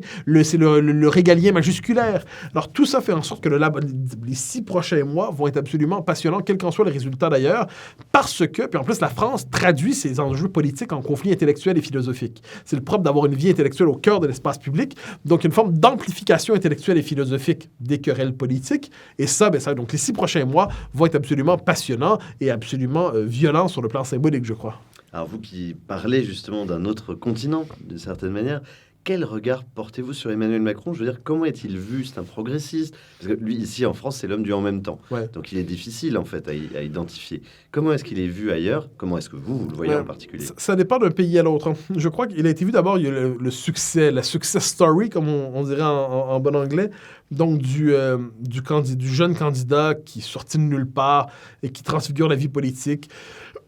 Pour certains, c'est un progressiste. Donc, je pense que demeure l'idée qu'Emmanuel Macron est fondamentalement un progressiste, ce qu'il est, je crois, soit dit en passant. C'est un progressiste intelligent qui a compris certains codes de la psychologie politique française, qui est capable de parler à plusieurs électorats en même temps. Ça, c'est le moins qu'on puisse dire. Mais disons qu'il pousse ça jusqu'à l'écartèlement, quelquefois. Et ça, on le voit. On l'a vu même sur la question de l'écriture inclusive. Jean-Michel Blanquer qui dénonce avec raison l'apparition du YEL dans le Robert. Et madame, je crois, je perds son nom... c'est une ministre de l'équipe actuelle, du gouvernement actuel, Moreno, je crois. Je perds son nom. Ah oui, Elisabeth Moreno. Oui, voilà. Oui. Qui considère quant à elle que c'est geste d'émancipation. Parler d'islamo-gauchisme. Donc, il est paradoxal, mais on est tout à fait... Il y en a plusieurs dans ce cas. Donc, on a... c'était pas Frédéric Vidal qui l'avait fait, la mémoire? Ah, et ça se peut qu'elle l'ait fait aussi. Pardon. Il avait peut-être repris... Ah, je vérifierai, mais je pense que vous avez sans doute raison. Non, donc, il faut être capable de s'entendre sur quelque chose d'aussi élémentaire que la langue française. Mais Emmanuel Macron a été capable de constituer politiquement... Il a tenu le Paris giscardien, en fait. C'était quoi le Paris giscardien? C'était le bloc central, le bloc des modérés dans son esprit. Et il fallait laisser dans les marges ceux qu'il appelait les radicaux. C'est le pari qu'il tenait. Se peut-il qu'avec l'émergence aujourd'hui de la candidature Zemmour, quoi qu'on en pense, il soit capable de rassembler, c'est la thèse de l'union des droites. Il n'y a pas d'union des appareils, ça me semble irrecevable pour différentes raisons. Mais unir par le haut, avec une proposition politique, et unir par le bas, avec une fusion des électeurs, est-ce qu'il est capable de réussir ça? On verra. La réaction contre Zemmour est d'une violence extrême en ce moment. On le pétainise, on le fascise, on le nazifie, on le transforme en antisémite, on le traite de négationniste. C'est quand même grave, ça. Je reviens là-dessus un instant, parce que je parlais plutôt de la diabolisation. La diabolisation a pour fonction de faire en sorte que pas la moindre parcelle de peau sur un homme diabolisé ne doit avoir une marque d'humanité légitime. Donc, le diabolisé doit être intégralement mauvais. Son être intime doit être toxique et atroce. Donc, quand Mme Hidalgo qualifie Zemmour de négationniste, qu'est-ce que c'est un négationniste? C'est quelqu'un qui nie l'Holocauste et qui nie les chambres à gaz. C'est aberrant. C'est terrible. Un négationniste, véritablement, c'est un individu assez repoussant, sans le moindre doute. Mais Zemmour, est-ce qu'il est négationniste? Est-ce qu'il a un jour dans ses vies, qu'il a fait le quart d'une remise en question, un quart de 8e de l'Holocauste et des chambres à gaz? Non. Alors on lance le mot négationniste comme ça. Et où sont les fact-checkers? Où sont les vérificateurs de la crédibilité des propos publics? Soudainement, tout le monde est silencieux parce que personne ne se portera à la défense du diabolisé, même quand les accusations sont grossières et mensongères. Pourquoi? Parce qu'il s'agit, encore une fois, l'être mauvais doit être repoussant absolument. Et c'est la fonction de la diabolisation. Ça fait en sorte que en ville, imaginez un dîner, quelqu'un lance une grenade symbolique contre Zemmour, mais tous doivent y participer. Et le silence ne sera pas admis parce que silence is violence, comme disent les Américains. Donc, le silence est violence. Donc, la condition, c'est de participer, pour demeurer respectable, c'est de participer soi-même au lynchage symbolique. Et donc, on le transforme en monstre. Et moi, ce qui me fascine à travers ça, c'est pas d'être pour lui ou contre lui. Ça, pour moi, c'est assez secondaire là-dedans. C'est d'accepter. Il incarne un courant, sans le moindre doute. Il incarne un courant de pensée, il incarne un courant politique. Eh bien, c'est être capable d'envisager un dialogue, je dirais pas serein. On est en démocratie, il y a une dimension passionnelle. mais d'accepter la présence de ce courant politique. Mais en ce moment, la violence de la réaction contre Zemmour et ce qu'il représente plus encore est telle que ça nous en dit beaucoup donc, sur ce que sera la présidentielle qui vient. Mais non, les techniques de diabolisation, il y en a une autre, je me permets de la mentionner parce que ça me fascine. C'est la nouvelle méthode. Là, on va chercher, là, inévitablement, quand on cherche des appuis de quelqu'un, on va tomber sur un taré absolu qui le soutient. J'appelle ça, moi, le néo-nazi du Cantal. Donc là, on va tomber sur un néo-nazi dans le Cantal. Là, on va envoyer des caméras, on va envoyer des micros. Pour dire, vous êtes, oui, un néo-nazi du Cantal, oui, absolument. Et vous avez soutenu Éric Zemmour, oui. On met ça à la une. Zemmour soutenu par le néo-nazi du Cantal. Et là, ça devient, quand on va le présenter, le polémiste d'extrême droite. Parce qu'apparemment, Éric Zemmour comme nom ne suffit pas. Le polémiste d'extrême droite, c'est toujours répété. Soutenu par le néo-nazi du Cantal. Et là, une fois qu'on a présenté ça, on est au courant qu'on est devant un monstre. Et moi, ça me fascine. Vous l'aurez compris, parce que je reviens toujours sur ça. La fabrication du paria en démocratie. Le bannissement médiatique. La fabrication de l'infréquentable absolu. Les codes d'infréquentabilisation. Tout ça, pour moi, c'est passionnant. Et l'étude, le regard que je porte sur cette présidentielle, c'est aussi une étude en direct, appelons ça, des techniques d'infréquentabilisation appliquées à un candidat. Et il y a d'autres choses à dire sur cette présidentielle, sans le moindre doute. Mais pour qui s'intéresse aux techniques d'infréquentabilisation, franchement, là, on a un laboratoire. Justement, en parlant de techniques d'infréquentabilisation, on compare parfois beaucoup de journalistes outre-Atlantique comparent Éric Zemmour et Donald Trump. Est-ce que vous trouvez que c'est une comparaison qui tient la route? Non, je pense que même quand Zemmour a voulu lui-même s'identifier, il s'est un peu trompé sur ce coup-là. On n'est pas du tout dans la même logique. Là où il y aura un point de comparaison, mettons qu'on en accepte un, c'est que voilà un homme venu du système qui rompt avec le système. Globalement, c'est-à-dire, à la différence des populistes qui émergent des marges et qui partent à la conquête du système, Zemmour, lui, vient du système journalistique et ainsi de suite. Et il a rompu avec lui. Trump aussi a rompu avec lui. Au-delà de ce point, je dirais quand Trump, qui est un personnage brouillon, chaotique, un aventurier un peu mythomane ou mégalomane quand même, bon, je ne veux pas le diaboliser. Il a fait de bonnes choses et de mauvaises. La question n'est pas là. Mais je n'aime pas diaboliser les gens en général, quoi que ce soit, quel qu'il soit. Et on peut être en désaccord. Je dis qu'il y avait des mesures qui étaient défendables, d'autres qui ne l'étaient pas. Zemmour se pose sur un autre registre.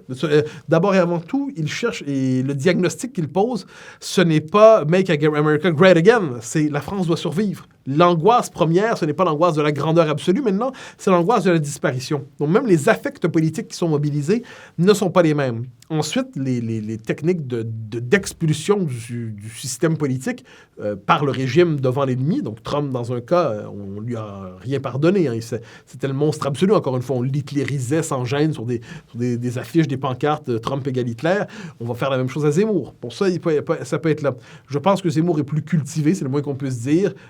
Meilleur analyste. Il n'y a peut-être pas, cela dit, ce qu'on pourrait appeler la saisie intuitive des masses de la population. C'est un rapport beaucoup plus intellectuel et construit à la politique. Donc, il y a des différences de fond quand même, je crois. Une fois que c'est dit, il y a une dynamique de fond contestataire dans le monde occidental aujourd'hui devant le régime diversitaire. Ça peut prendre le visage de Boris Johnson, ça peut prendre le visage de populisme italien, ça peut prendre le visage du nationalisme de centre au Québec, qui est celui de François Legault. Ça peut prendre le visage... Donc, vous voyez, ça peut prendre plusieurs visages. Certains sont plus agréables que d'autres, je prends la peine de le dire. Et dans tout cela, si on veut, l'on peut faire une espèce de comparaison. Mais les deux personnages ne s'identifient pas. Dernier exemple, Trump s'est emparé du Parti républicain. Il s'est emparé du Parti républicain. Zemmour cherche à s'emparer de la droite, certes, mais en laissant de côté les appareils d'une manière ou de l'autre. Cette question de culture politique et de système politique n'est pas secondaire dans l'analyse des mois qui vont venir. Un Jean-Luc Mélenchon, ça n'existe pas outre-Atlantique.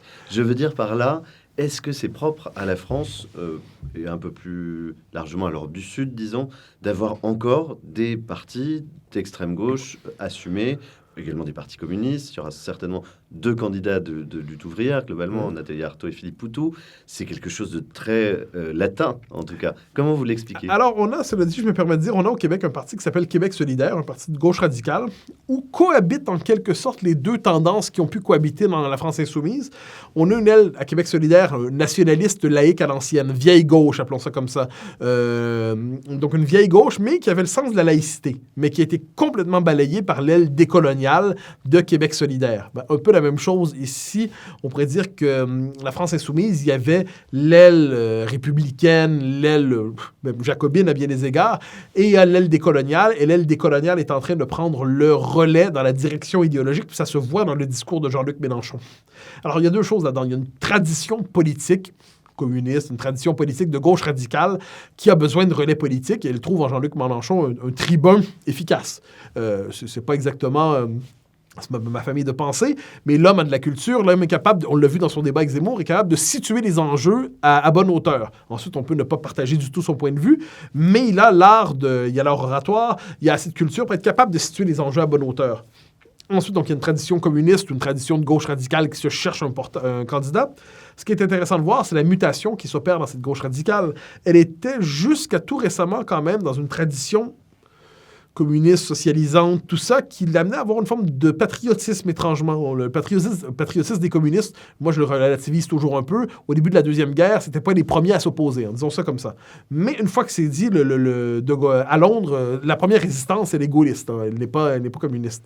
Une fois que c'est dit, il y avait une forme de patriotisme dans le communisme français. Il y avait une forme d'universalisme dans le communisme français. Il y avait une définition par l'identité de classe dans le communisme français. Et là, il y a un basculement qui s'opère. Et là, on le voit aujourd'hui avec la prédominance des thèmes racialistes, indigénistes, décoloniaux, comme on dit. Peut-être tout simplement parce que la gauche radicale a changé d'électorat. Peut-être parce qu'elle se dit qu'elle doit miser sur cet électorat désormais qui sera sa base électorale nouvelle. Peut-être parce qu'elle y voit la possibilité d'un électorat insurrectionnel politiquement, on s'entend dans son esprit. Peut-être aussi tout simplement que le propre de la gauche radicale, c'est d'être à la recherche de la catégorie sur laquelle ça soit baser sa politique pour mener une critique radicale du système. Peut-être croit-elle, mais ça c'est l'histoire des 40 dernières années, que finalement la classe ouvrière est déclassée parce qu'elle vote à droite de toute façon et les minorités sont les nouvelles catégories porteuses, c'est le nouveau sujet révolutionnaire éclaté. Donc tout ça, donc c'est une histoire intellectuelle, c'est une histoire politique. L'originalité française, c'est que tout ça est incarné dans un style tribunicien qui est celui de Jean-Luc Mélenchon. Lorsque Jean-Luc Mélenchon ne sera plus je devine qu'il ne gagnera pas la présidentielle et ne sera pas candidat en 2027, bien que... lorsque ce ne sera plus son tour, il se peut que cette famille politique mute véritablement parce qu'elle perdra alors la dernière trace qui l'a rattachée à l'histoire politique française classique, c'est-à-dire l'orateur jacobin, quelquefois tranchant, mais qui avait au moins le prestige des lettres françaises. Il est possible que le prochain candidat de cette mouvance n'ait pas le prestige de Mélenchon et son rapport à la culture classique. Autre personnalité, Marine Le Pen, qui avait voyagé, s'était rendu au Québec, oui. Ça s'était mal passé. Est-ce que cette dédiabolisation, cette tentative de dédiabolisation a réussi à l'étranger ou est-ce qu'elle est vue toujours de la même façon? Non, elle ne se définit que par son nom de famille. En ces matières, disons, c'est une famille qui est marquée à jamais. À tout le monde, jusqu'ici, il suffit de dire le nom de famille pour que ça soit réglé. Donc, même l'examen des propositions politiques, quelles qu'elles soient, on part avec l'étiquette de départ extrême droite, on part avec l'étiquette de départ famille Le Pen. Dès lors, ça brouille l'analyse du personnage. En France, sa situation a évolué, sans le moindre doute, mais quoi qu'on en dise, elle demeure dans le champ des diabolisés. Elle est aujourd'hui dédiabolisée peut-être par effet de contraste avec Zemmour, mais c'est circonstanciel, je crois. Sur le fond des choses, c'est un parti qui est associé à une logique insurrectionnelle. J'entends par là une remise en question du système dans son ensemble. Et surtout, la grande erreur des diabolisés, quoi qu'on pense de Mme Le Pen, la grande erreur de diaboliser, c'est de croire que s'ils corrigent ce pourquoi on les diabolise, on ne les diaboliserait plus ensuite. Non. Le propre de la diabolisation, c'est de toujours se reconduire à partir de nouveaux éléments, de nouveaux critères. Une fois que le diabolisé est identifié, quelle que soit la raison, on va être capable de le maintenir dans la diabolisation. Ça, je pense que c'est fondamental. Une fois que c'est dit, elle cherche à se dédiaboliser. Elle a manifestement gagné un nouvel électorat. C'est une vraie conquête. Reste à voir dans 6 mois à quoi va ressembler le paysage politique. Et ça, en la matière, franchement, comme je le dis, je ne suis pas devin. Je regarde les choses. Elle a perdu un vrai score, de vrais appuis. Elle conserve une base. À quoi ça va ressembler dans 6 mois, ça, franchement, j'en sais rien. Pour vous, c'est passionnant d'arriver cette année. Donc, vous êtes arrivé en septembre pour un contrat avec CNews. Donc, vous êtes arrivé tout récemment et vous allez suivre. Logiquement, vous restez 1 an au moins? 1 an, peut-être 2, mais avec l'idée qu'il y a un billet de retour quand même. Ma vocation n'est pas de Donc, m'installer. malheureusement, vous ne resterez pas... Ah, vous êtes trop gentil, vous êtes trop aimable. Mais non, je retournerai chez moi sans le moindre doute. Comme je viens de dire, on a un pays à faire, on a une indépendance à faire. C'est important, cette question-là, pour moi. C'est très important. Je mène mon travail en France, mais je poursuis tout mon travail au Québec, que ce soit à la télé, dans le journal, à la radio, parce que j'y vois mon devoir civique premier. C'est-à-dire, en dernière instance, c'est mon pays. Et 1 an, 2 ans, j'en sais rien. Je n'arrive pas avec un calendrier en me disant 1 an, 2 ans, 3 ans, quand sais-je. Mais ce que je sais, c'est qu'il y a un billet de retour et que je retournerai chez moi. Mais par ailleurs, c'est un privilège immense, mais vous ne pouvez pas imaginer à quel point qui m'est fait de pouvoir participer au cœur de la vie publique française, de la vie intellectuelle française, au croisement, en fait, de la vie intellectuelle, de la vie médiatique, de la vie politique, là où je me situe presque naturellement, pouvoir participer à cette année en cherchant à penser l'événement, penser l'histoire qui se fait, reprendre le pari aronien, mais dans les conditions technologiques du monde d'aujourd'hui, chercher à comprendre ce dont il est question, décrypter les événements avec le risque de se tromper, évidemment. Ça, c'est un privilège immense que j'ai. C'était une aventure. Je m'en serais énormément voulu de ne pas traverser l'Atlantique lorsqu'on m'en a fait la proposition, parce que je me disais, ça va être c'est une aventure intellectuelle passionnante. Ensuite, comme je dis, il y a le risque de se tromper. Mais c'était pour moi un pari aronien à mener dans des conditions technologiques de notre temps. On a l'impression, alors vous avez un beau succès avec votre émission, c'était pas gagné après le départ justement d'Éric Zemmour, on savait pas est-ce que la chaîne allait continuer à faire de beaux scores d'audience, mais on a l'impression que c'est aussi une grande histoire d'amitié, ces plateaux avec Christine Kelly, avec Sonia Mabrouk, bon, côté Europe 1, avec Dimitri Pavlenko, etc.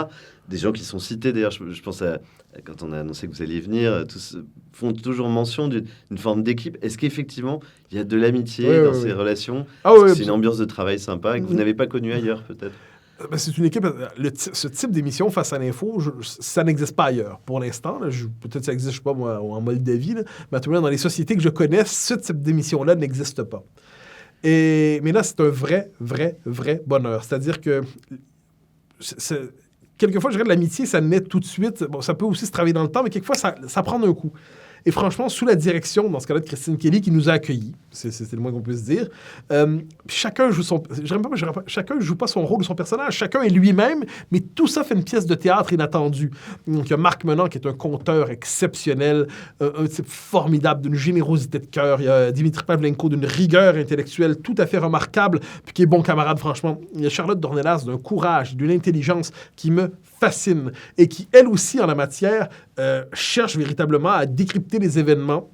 Et puis ensuite, je devine que si on fouillait, on grattait, on trouverait des désaccords entre nous. Par définition, nous ne sommes pas des clones. Mais il y a néanmoins... On l'a reçu ici, et effectivement, elle a, en tout cas, en partage avec vous, l'exigence vis-à-vis des mots, du choix des mots, de la précision et de la manière de décortiquer justement l'idéologie adverse. Ça, c'est très intéressant. Ah, mais c'est une belle bande, franchement. Vous évoquez Sonia Mabrouk, pour qui j'ai une estime immense. Je crois que c'est la meilleure intervieweuse en France, au Québec. En France, pardonnez-moi. C'est la meilleure intervieweuse. Parce qu'elle comprend le sens des mots, le sens du débat qui est proposé. Trop souvent, les gens sont dans le thème du jour et répètent les questions entendues. Elle comprend le sens du débat, le sens des mots. Elle voit la querelle derrière la polémique. Tu sais, la querelle de fond derrière la polémique. C'est important, ça. Quelquefois, les gens s'engouffrent dans la polémique du moment avant de passer à la suivante. Elle comprend les thèmes de fond derrière ça. Elle situe les entretiens à bonne hauteur. J'ai beaucoup d'estime pour elle, franchement, et d'amitié. Donc, c'est une belle bande, franchement. Et c'est une espèce de double bande. Dans ce cas-là, il y a Face à l'info et avec Sonia, le boulot au grand rendez-vous. Mais non, c'est un privilège immense. Mais avec une vraie camaraderie en plus, ce qui n'est pas désagréable. Vous avez une anecdote sympathique de coulisses ou non, comme vous le souhaitez, hein? Mon Dieu, est-ce que ça me viendrait à l'esprit? En fait, je voudrais, il y en aurait des tonnes à faire, c'est-à-dire avant chaque émission à Face à l'info, c'est un véritable, c'est un capharnaüm, c'est-à-dire que ce sont les Gaulois qui s'amusent à rire ensemble. Et là, au dernier moment, environ 3 secondes avant le début de l'émission, Christine nous fait taire, mais à la fois, c'est particulier, avec douceur et fermeté, l'émission commence, et là...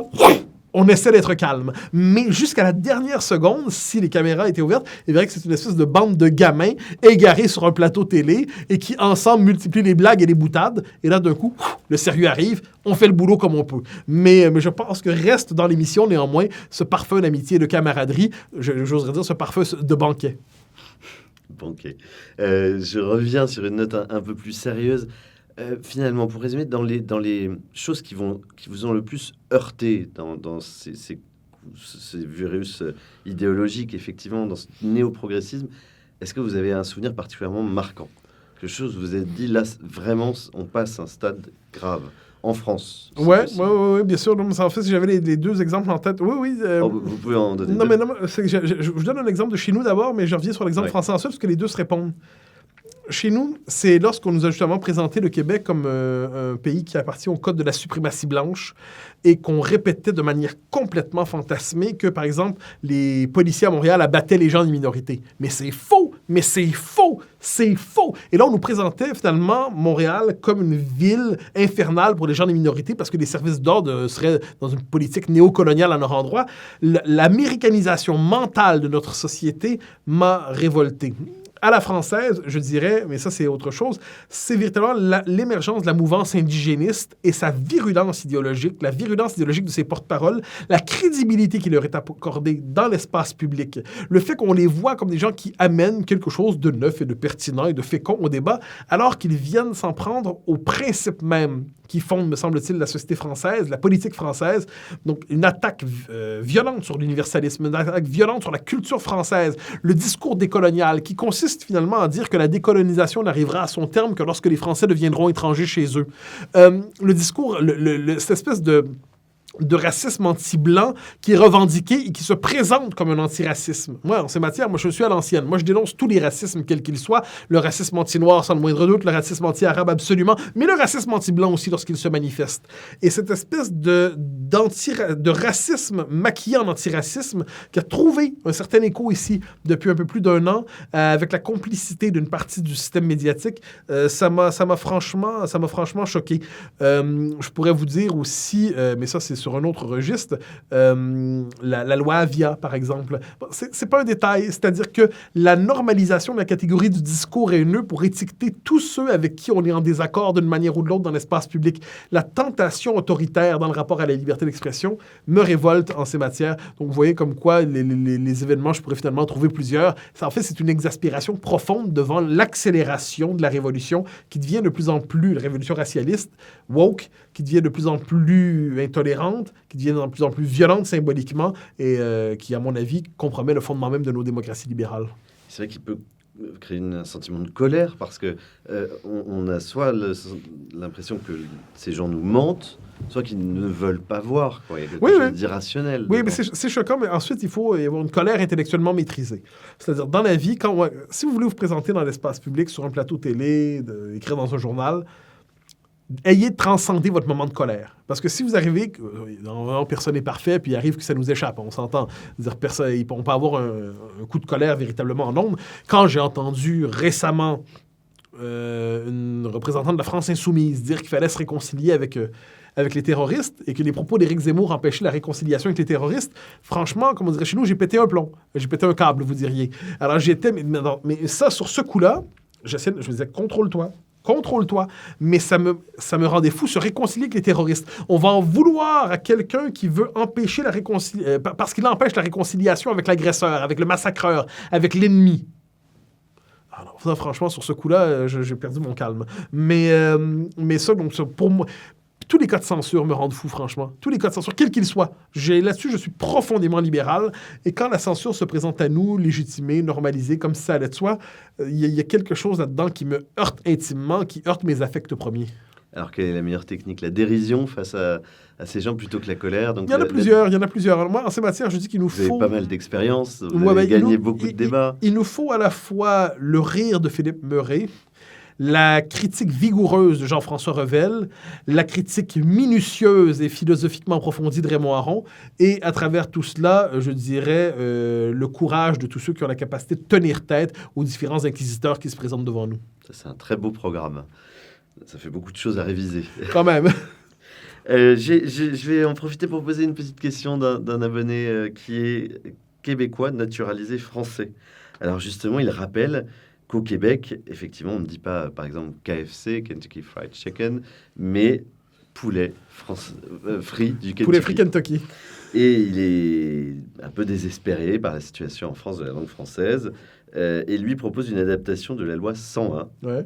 Donc, vous, ça doit vous parler. Est-ce que vous pensez qu'elle est adaptable en France? Est-ce que vous pourriez nous l'expliquer? Vous avez essayé avec la loi Toubon il y a longtemps. Vous avez essayé avec la loi Toubon il y a longtemps, à l'époque où Toubon n'était pas devenu Toubon, mais vraiment beaucoup plus modéré. Alors, il faut comprendre, la loi 101, c'est dans un contexte, c'est faire du français la langue officielle, c'est s'assurer... En fait, ce que pourrait vous donner la loi 101, vous l'avez déjà. Chez nous, c'est un tout autre contexte. C'est Villers-Cotterêts. Vous l'avez déjà 100 fois. Ensuite, la question, c'est la politique d'intégration culturelle des quartiers sensibles, et ainsi de suite. Donc ça, c'est une politique qui ne répond pas au code de la loi 101, mais qui répond peut-être à un autre concept de chez nous, c'est la convergence culturelle. Donc, cette idée qu'il y a une culture de référence. Moi, j'ai un rapport comme ça, un rapport assez neutre, favorable à la République. Je trouve que c'est un bon régime politique. Mais ce n'est qu'un régime politique. L'histoire de la France ne s'épuise pas dans la forme républicaine. Je suis heureux de vivre en République. Je serais heureux de vivre en République. Chez moi, j'aimerais vraiment qu'on y arrive. Mais, cela dit, quand j'entends valeurs républicaines de manière incandescente, presque religieuse, presque sur le mode de l'hypnose, je me dis que c'est une manière de ne pas dire identité française. On dit République pour ne pas dire France. Et en la matière, donc je pense que par rapport aux populations qui sont naturalisées sans être assimilées culturellement, parce que c'est ça l'enjeu aujourd'hui, c'est-à-dire qu'on a naturalisé sans assimiler. Et on se retrouve avec des catégories, quand même de vrais segments de la population qui sont culturellement étrangères au pays dont ils ont la citoyenneté. Ce qui nous amène quelquefois à des situations loufoques, comme on l'a vu dans le procès des attentats du 13 novembre, où on nous dit que les assassins et leurs complices étaient français, belges et suédois. Ha, ha, ha. Quand même, il y a des limites à jouer avec les mots. Là. Et je pense qu'en la matière, c'est pas la loi 101 qu'il faut faire, mais c'est une politique véritablement ça ne sera pas en 5 ans, ça ne sera pas en 10 ans, ça ne sera pas en 15 ans, ça ne sera pas en 20 ans, mais sur une génération, doit penser véritablement l'intégration culturelle de ces populations qui, jusqu'ici, pour mille et une raisons, ne sont pas culturellement intégrées au peuple français, ne sont pas culturellement intégrées à la France. Et ça, donc, le temps démocratique, c'est un temps qui se renouvelle aux 5 ans. Bon, c'est frustrant parce qu'on aimerait normalement qu'au bout de 5 ans, tout le programme soit accompli. Mais si on sait que ce qui s'est déconstruit en France, ça a pris presque un demi-siècle, eh bien, la reconstruction intellectuelle, la reconquête intellectuelle et culturelle va prendre elle aussi son temps. Et dans cette histoire, nous sommes un chaînon, nous sommes un moment. Nous ne serons probablement pas le moment du triomphe, hein. Mais on peut être le moment, cela dit, de ceux qui ont dit « ça arrête, ça se termine ici ». On réoriente, on redéploie notre politique à partir de nouveaux principes, à partir de nouvelles lectures de la situation collective de la France et de nos pays. Et notre rôle à l'échelle de l'histoire, ça aurait été de ne pas capituler, de ne pas céder et de réorienter. Puis ensuite, d'une génération à l'autre, ça passera. Et si on fait pas une pas trop mauvaise politique, on sera capable justement de parachever cette assimilation qui était l'étape oubliée des 50 dernières années. Étape oubliée aussi peut-être parce qu'il y a une structure de l'immigration en France qui n'est pas la même, en l'occurrence, que celle du Canada. Je parle du Canada dans son ensemble.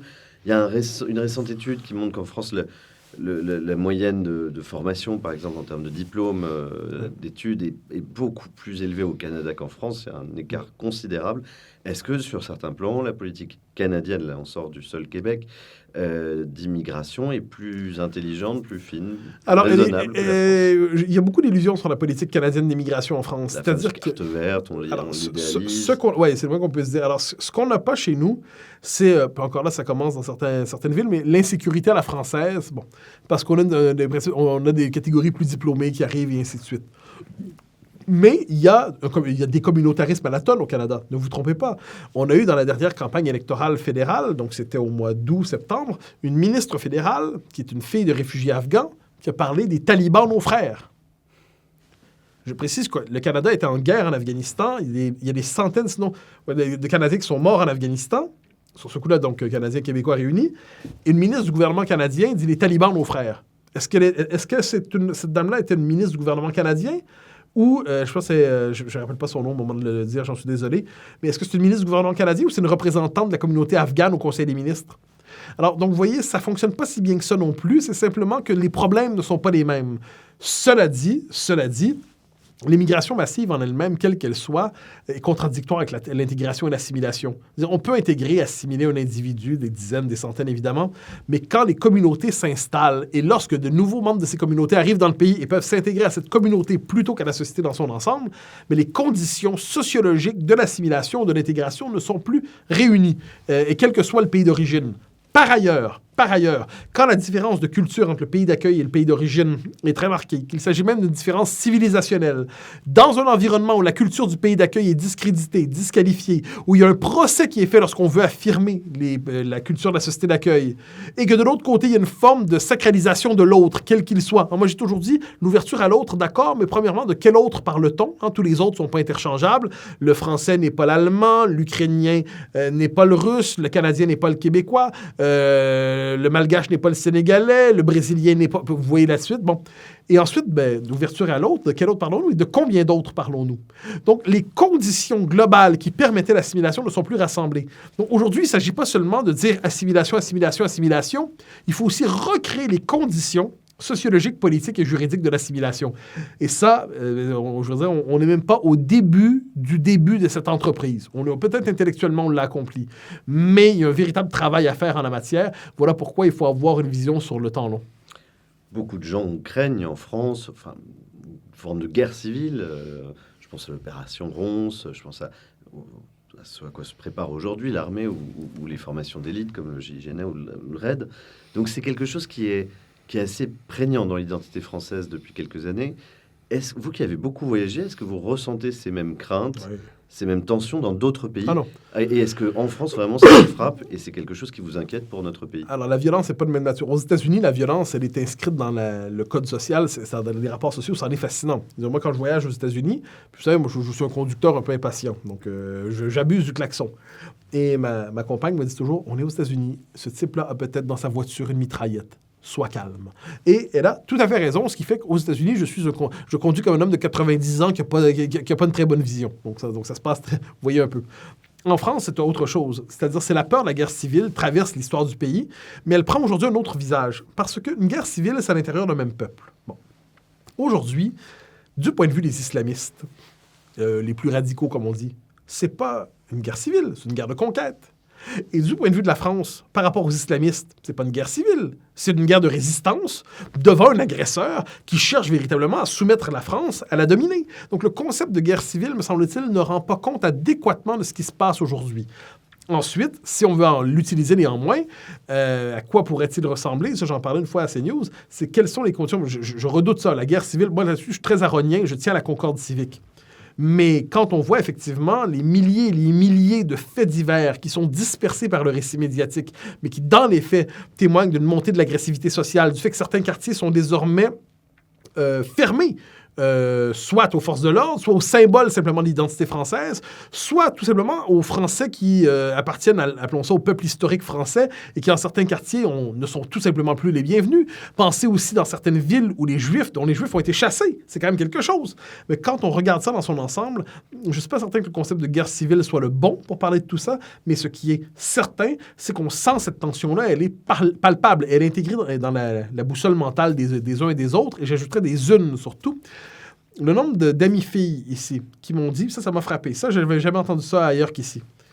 Qu'elles prennent des cours de boxe pour être capables de se défendre si. C'est particulier. Premièrement, ils nous disent souvent, je ne compte pas sur les hommes pour ça. Je note le commentaire. Et ensuite, des cours de boxe au cas où ça tourne mal. Bon, mais ça, autrement dit, il y a une forme de boussole mentale qui dit, si je prends cette ligne de métro, je vais m'habiller autrement. Parce que je ne veux pas me faire embêter. Je n'irai pas dans ce quartier-là. C'est trop dangereux. Et la police ne peut pas. On connaît le cas de Marseille. Prenez même le voyage de Macron à Marseille. Moi, ce qui m'a fasciné, et ça n'a pas frappé tout le monde, mais moi, ça me frappait, c'est que c'était traité comme un voyage en pays étranger. C'était traité symboliquement comme si Macron allait dans un autre pays. Ce qui était peut-être paradoxalement vrai, hélas, aujourd'hui. Ce qui était dans la continuité de sa campagne, où il avait, à Marseille, justement... appelés par leur nom toutes les communautés. Oui, je m'en souviens très bien. Je m'en souviens très bien. Puis c'était ça, c'est la logique du multiculturalisme. Mais sur le coup, c'était présenté comme un voyage diplomatique à grande échelle dans un même pays. Ça nous en disait beaucoup sur la situation de partition réelle d'une partie du pays aujourd'hui, hélas. Et vous le rappeliez, les ressortissants juifs, effectivement, sont obligés de quitter certains quartiers, mais il y a très peu de politique pour dire la véritable raison, qui est très claire dans la communauté juive, par exemple, qui est, bien sûr, c'est très majoritairement des pressions liées à une pratique de l'islam Oui. très forte dans ces quartiers. Pourquoi on ne le dit pas? Pourquoi on ne le Mais dit parce pas? que la peur de paraître raciste, la peur de paraître islamophobe, le système médiatique fait en sorte, c'est le fameux pas d'amalgame. Donc le système médiatique fait en sorte que qui mentionne la réalité risque très rapidement. Bon, il fait le jeu de l'extrême droite, on connaît ça par cœur. Donc le courage n'est pas la vertu principale et dominante chez les politiques, disons ça comme ça. Et qui ose dire ça chez les intellectuels, subira l'opprobre d'une partie du milieu. Bon, on le sait. Mais, cela dit, la réalité, les faits sont là. Les faits sont têtus, comme disait l'autre.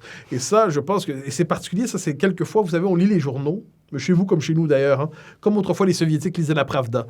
Quand on lit dans un article qu'il y a de la nervosité dans un quartier sensible où des jeunes... Bon, parfait, on a compris. On a compris, mais il y a donc on comprend ce qu'on n'a pas le droit de mentionner. Donc, il y a deux niveaux de langage à travers tout ça. Ça, c'est véritablement, c'est l'expérience de la Pravda appliquée aux sociétés démocratiques. Dernière question, Mathieu Bock-Côté. Qu'est-ce qui, au contraire, pour finir sur une note heureuse, qu'est-ce qui vous donne encore de l'espoir pour la France et pour le Québec dans le combat face au wokisme, ou même plus généralement pour l'avenir de nos civilisations? Le peuple français lui-même, la civilisation française, c'est une civilisation d'une telle richesse qu'elle ne peut que s'appauvrir et se mutiler si elle se soumet au wokisme.